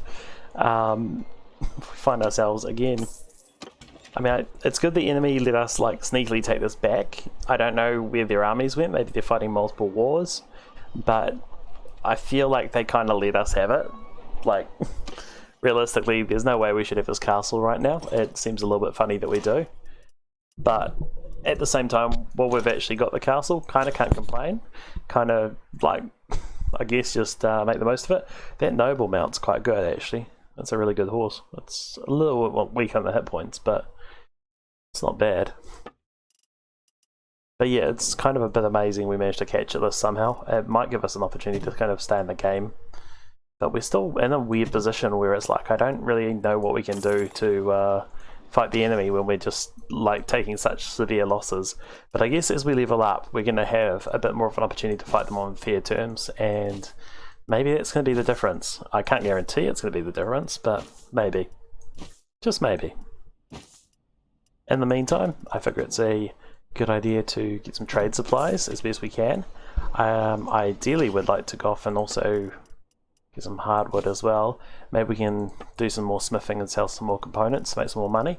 At this stage, I'm kind of tempted to just like craft things to make money, because it seems like it's not a bad way to go. So we might do a bit of that as well. Well, there's not that much in the way of things to craft. Well, that's an expensive shield. It's quite a good shield. It's a lot lighter than what I've got at the moment actually, which would be kind of useful. Might make my horse a bit more controllable. We'll definitely get rid of the light harness because those are a whole bunch of weight for no gain. Anyway, I'll let you guys know once we get back in the swing of things, but for now we're going to do some trading and rejoin the army. Okay, well that's bold. It's an evenly faced army, but I totally forgot that Forgive me, but one cannot I can't fight on even ground, so I could pay him out of this. I don't think I will. So I guess we're going to see if we can win this. Well, yep. Guess that was guaranteed. It's a 1000% chance, but oh well. Do I want to attack them personally and see if I can survive? Why not? Let's just all get captured together and maybe my allies can be smart enough to free me, but I don't think it will happen.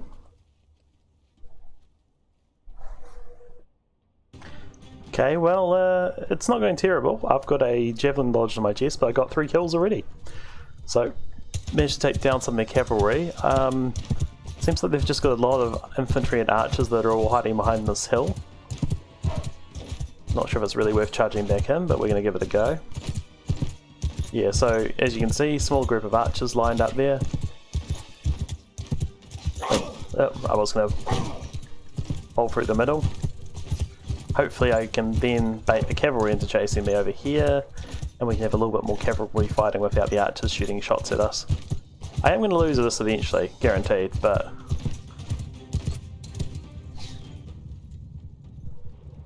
Oh, they're being smart. So they're keeping all their guys close together in tight formation, so I can't pick things off. Can I be like really ballsy and just go on the top of this hill? Surely at some stage they're going to charge us. But yeah, as you can see, bunch of archers sitting there, chilling out, lobbing arrows at me. I guess, technically speaking, they'll hit me eventually. Can I get my shield up? Oh, there it is. Just thinking maybe if I sit here long enough, I might be able to get them to waste all their ammo.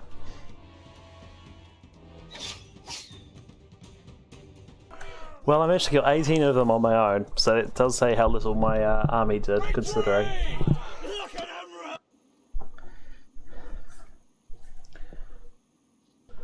So yes, I'm just hanging out in this castle. I don't know what happens with the rest of my guys. Oh, actually, it looks like I'm being brought further away. Do I want to give all my gold? No. It's weird how, like, when you ransom a lord, and you'll see this later, they'll offer you, like, 2,000, 3,000, maybe 5,000 gold. You know, I'm being offered for 500,000 gold, which is, like, kind of insulting, kind of ridiculous. But it is what it is. Looks like we're in a dungeon, just going to chill out here for a while. I'm actually getting some stats in riding just by running around in circles. Looks like this one's quite good to get. It means that each day, if I've got lots of horses in my army, they keep getting more horses. The herding penalty one is also really good, and that's also like pretty useful if you're governing and stuff, but this is definitely the better one for if you want to just kind of keep making money and scaling pretty crazy, to be honest.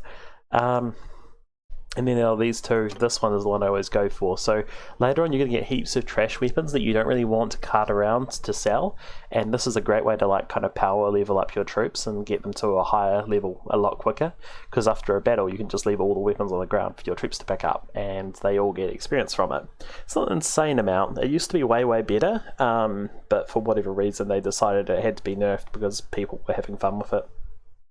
So it's alright, but it's nowhere near as powerful as it used to be, but it's definitely, I feel like it's definitely the better option. You know, at this rate, I'm going to spend most of my time in this game captured, but I am slowly leveling up, I am slowly getting stronger, and at some point we're also probably going to be at peace. Looks like they're going to take those cities back. Hopefully our armies, oh, they're all tiny again. I don't know why we keep fielding tiny armies, but it's definitely not a winning game strategy, that's for sure. I guess it's because we've got so many of our lords in captivity, because they keep getting defeated by the same sized armies. Because the AI is like, oh yeah, we've got like 10 troops more than them, it's a fair fight, we should be able to hopefully win this, and instead it's like actually you just got completely slaughtered. Apparently when you're in captivity you're really slow too, or maybe it's just default healing? Oh no, you didn't heal in captivity, I think. Wow, there's even more massive armies. So they've got like several thousand units worth of troops down there at the moment attacking us.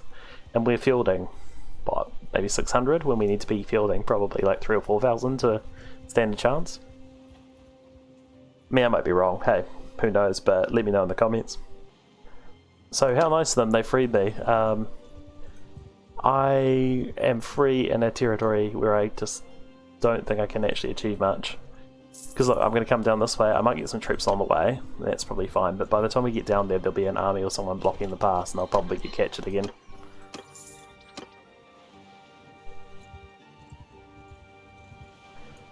Oh. And we'll just go back, oh, because we need to get at least a little bit of grain, otherwise everyone's just going to desert. So we'll spend a little bit of money on that, but it's probably not worth spending a fortune, because we're probably going to run down the land bridge, this narrow pass here, and get attacked. No, the trader did not want to attack us. No, they do. But he might be small enough to actually outrun them all, of course, which is nice. I mean, at the moment, if anyone decides they want to attack us, they've won. There's not a lot we can do. So, at the moment, it looks like we're just going to keep on running and hopefully try to outrun all the various armies everywhere. It's not... I've been trying to find this guy for ages, Undon. I've been trying to find him for ages, but I think he just kind of runs around random villages and doesn't seem to have that much interest in being involved in the war. This. Courier of ransom offer. How much do they want from? Not much. Might as well free my allies.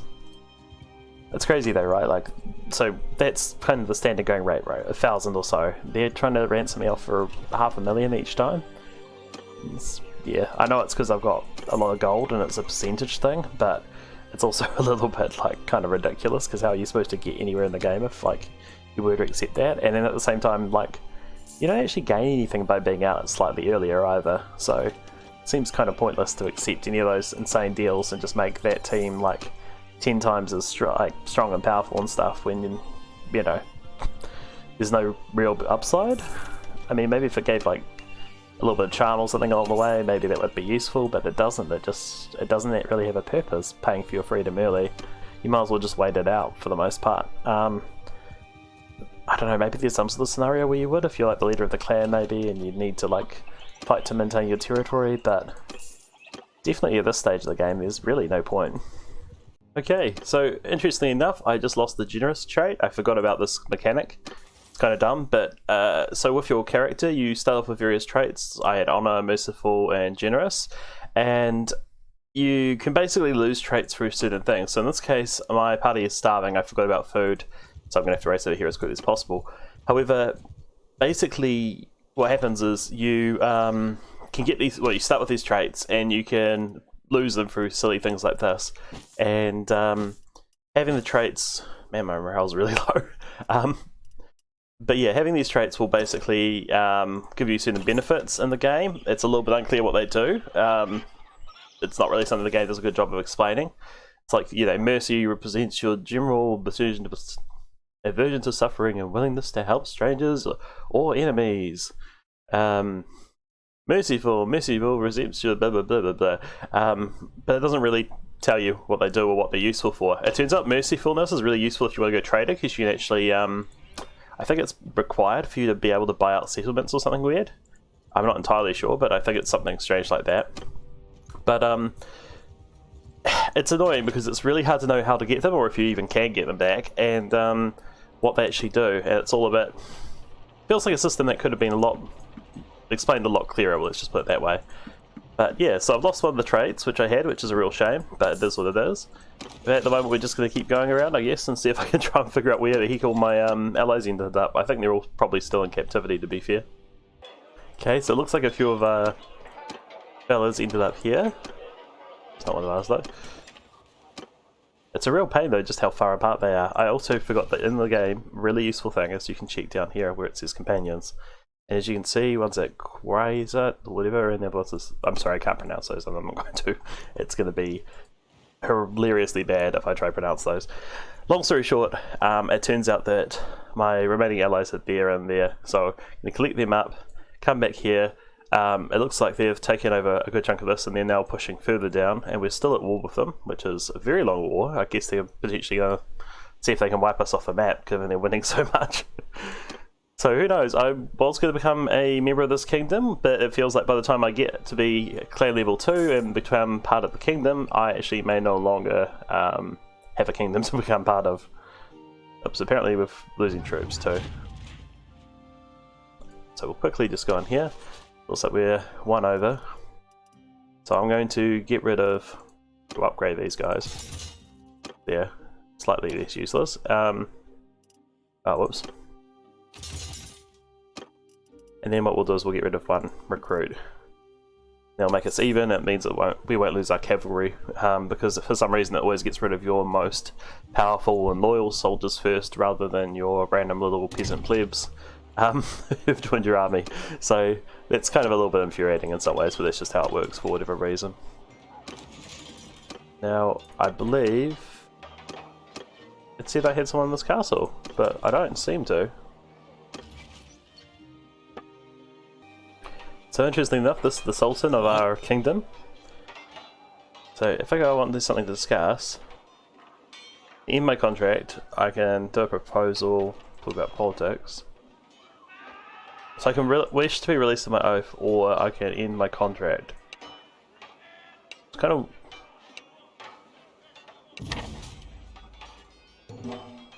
okay.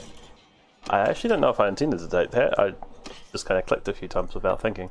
But yeah, basically he's the big leader, and what we want to do eventually is we want to try and team up so we've basically got him on our side and we're part of the kingdom. I'm not sure if we actually are part of the kingdom or if we're still a vassal. It's a little bit unclear in this game. It says leave kingdom, so it must be part of the kingdom by now. Surely. I've just forgotten in between last time playing and stuff.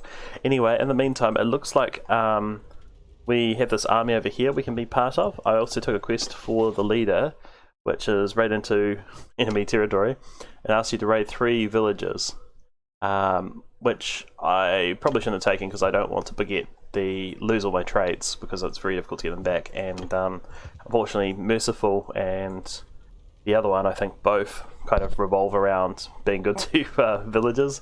So in hindsight, should have taken that quest, but we'll just have to let it fail and lose some points with him, which is what it is. Oh. Okay, this might count towards it. It wasn't my intent, but it might. It's a little bit dumb to be raiding our own villages because it reduces the prosperity of our own kingdom, but oh well. We've got a grain, a mule, and a hardwood. What I actually want to do was join into this army, because this army is actually big enough that we might be able to achieve something here, as opposed to half the tiny armies we've been fielding. Alright, I think we're going to attack this one. That will hopefully get us some levels, get us some fighting skill. Because we're at the battle, looks like I can take charge of some archers, so we might do that. And mounted. Whoop. Yeah, it's running really poorly. So this is on my hard drive because I'm having SSD issues with my main drive at the moment.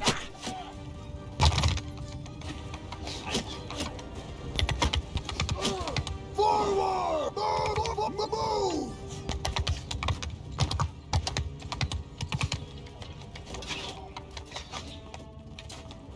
Move!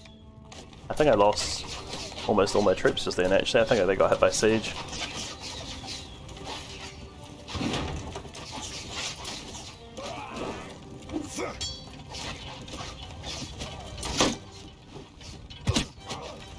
Nice. Some, whoops, javelin hits. There you go, killed one. I can't get my javelin back. There's a knee-high wall. Oh no, my great weakness. Oh god.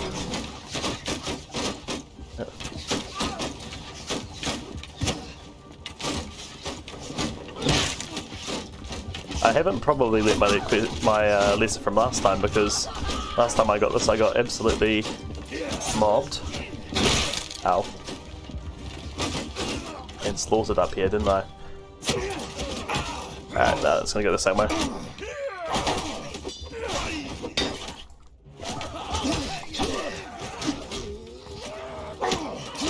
Here we go.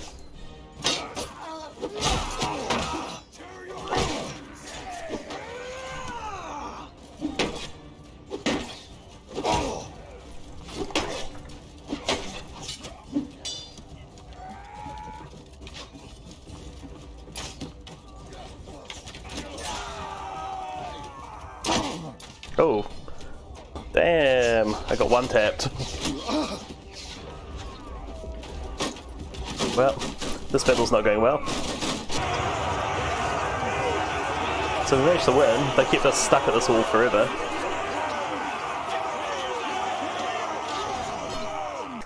Well, we didn't get much out of that battle, that's for sure. Our guys didn't do much, and yeah, we didn't really achieve much out of that at all, which is really annoying.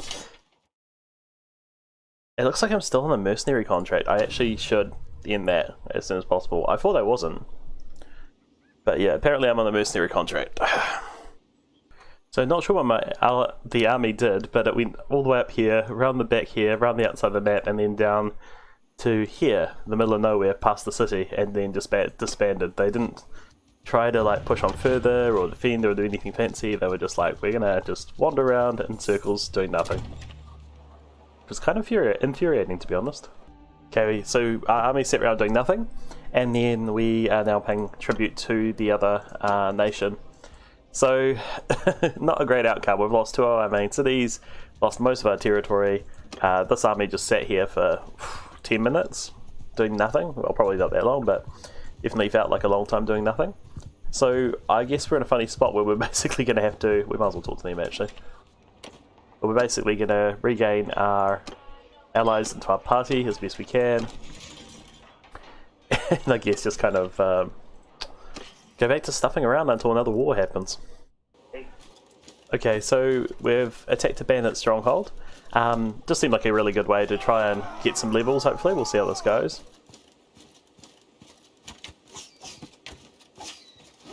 Oh my gosh. Really? Oh my gosh. Thank you. Just about that javelin. Whatever. Ow.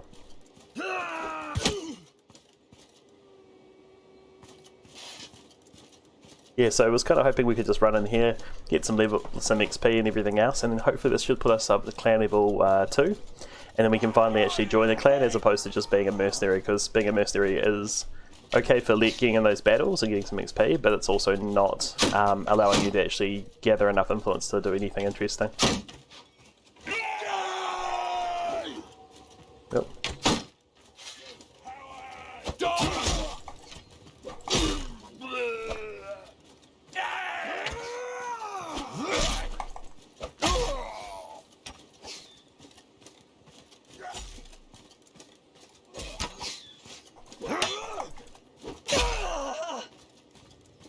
One thing I'm noticing is on my high level characters, which I normally play more games on, yeah, they are way faster at walking than this guy. This guy is really slow on his feet. On the plus side, looks like my ally is leveling up by a lot. She just got a whole bunch of XP from killing one guy. So all in all, being pretty successful.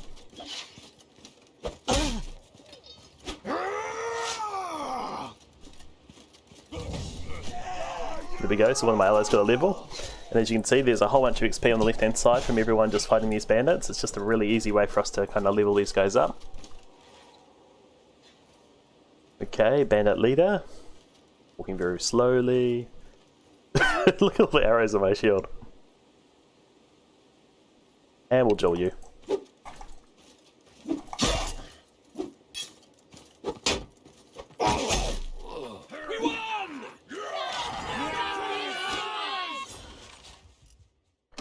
Cool, so our guys get some more levels. Actually want that crossbowman, he's pretty good. So I guess we're going to give away some of our recruits. And we'll take the crossbowmen, we'll take the archers. Just leave that like that for now. And we'll take the prisoners, which is cool. Whoa, and we actually got a lot of stuff.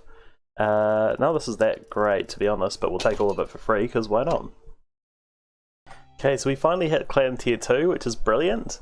I think it means we can finally create a party, which is awesome. So we're going to go off and potentially throw most of our guys into a random party. I think we might take them. Oh, you can only give up one of them, right? So you've got Steward A9. Most of them don't have Great Steward, actually. I need to keep her in my party, I think. I forget which one's my wife. Alright, members.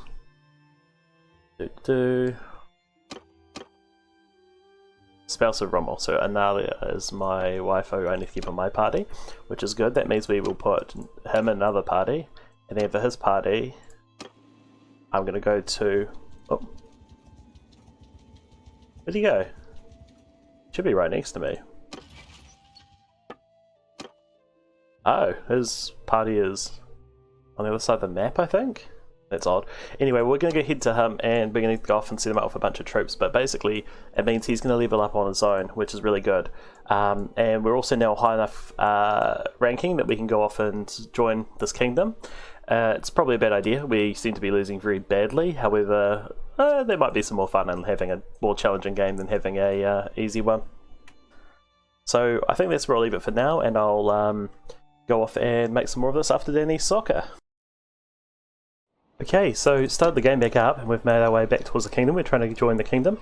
Unfortunately, disaster's kind of struck. The chieftain's wife died in childbirth, so we managed to get a healthy baby. However, we are, I guess, widowed, unfortunately, which is not the best.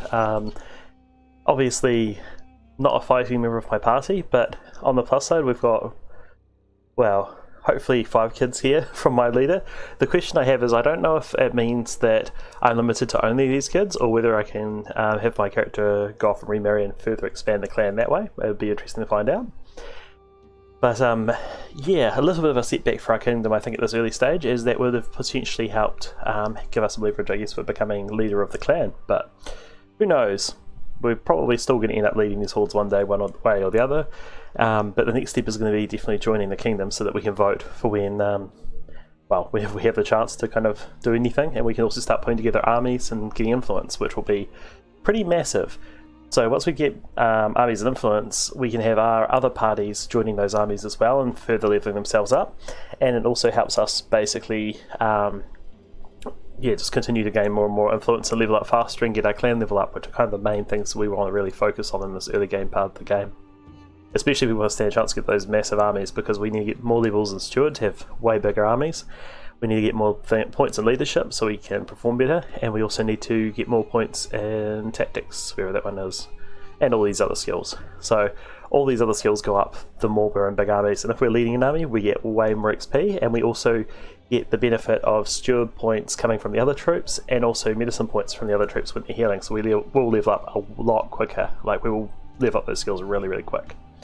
So going to see about joining the clan itself and become part of this kingdom, and yeah, I guess it's a bit of a question mark as to what I do next, but technically speaking I can marry my character off to another yeah, another person somewhere, and see if I can actually further continue to have even more offspring. Try and copy Attila the Hun or Genghis Khan and have lots and lots of offspring.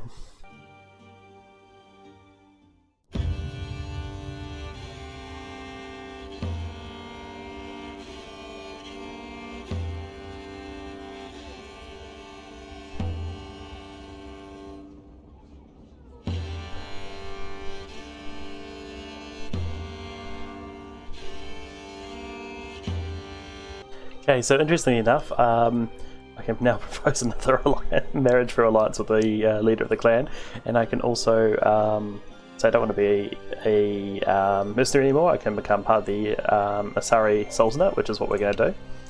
So we've got a lot of options there. Apparently someone left the clan. Can't do that now.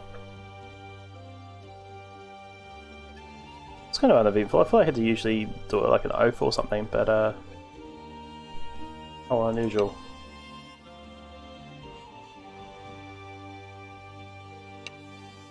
There we go. At least we were a bunch of stuff. And it looks like it gives us some veteran troops, and we also get a lot more steward. I forgot to mention that, but yeah, basically it by default gives you a bit of extra stewardship through their policies, which is pretty awesome. Now we're severely overloaded, so we're going to continue doing our trade and stuff, but we are now part of the kingdom, which is pretty exciting.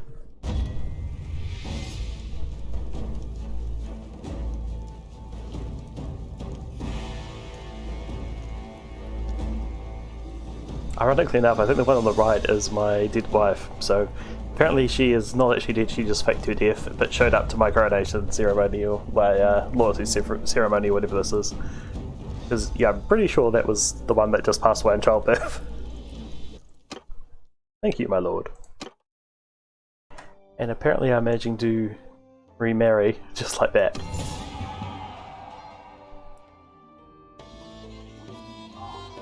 Oh my gosh, this person's tiny. I think this one might also die in childbirth at this rate.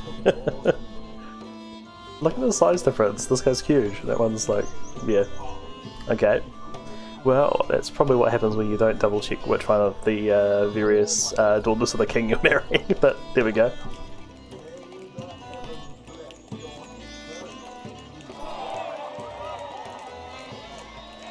So interestingly enough, that also gave us a lot of levels in charm, to the point where we're able to basically jump up all the way up to 175, which is really good. Ideally we want to get to this, and we're going to be constantly generating influence every single day, and this racks up really quick. It used to be that it was 1 point for every point over. However, people came up with ways to exploit it, and so they patched the exploits and then also nerfed the skill tree just in case people came up with future exploits, which, I mean, it's consistent, it's just what they do, but yeah, doesn't mean that it's not going to be possible to go off and get past 5 additional influence per day, but that's still heaps, and that's going to make a massive difference for us with waging wars and putting together armies. Okay, here's a kicker. Just did an absolutely massive trade haul. This little city down here, making an absolute crazy amount of profit. So, it only gives me 1 point of trade. It's crazy. I think it's capped at 1 point maximum for trading, which is really unfortunate, but I think it's because, again, exploits in the game and stuff, and people, yeah, not bad. Well, the devs more so not being happy with there being exploits in the game, and so they've put some hard caps on some of the skill levels and things like that. But you used to have to go off and do really well and get multiple levels of trade if you went off and managed to make a bunch of money like that.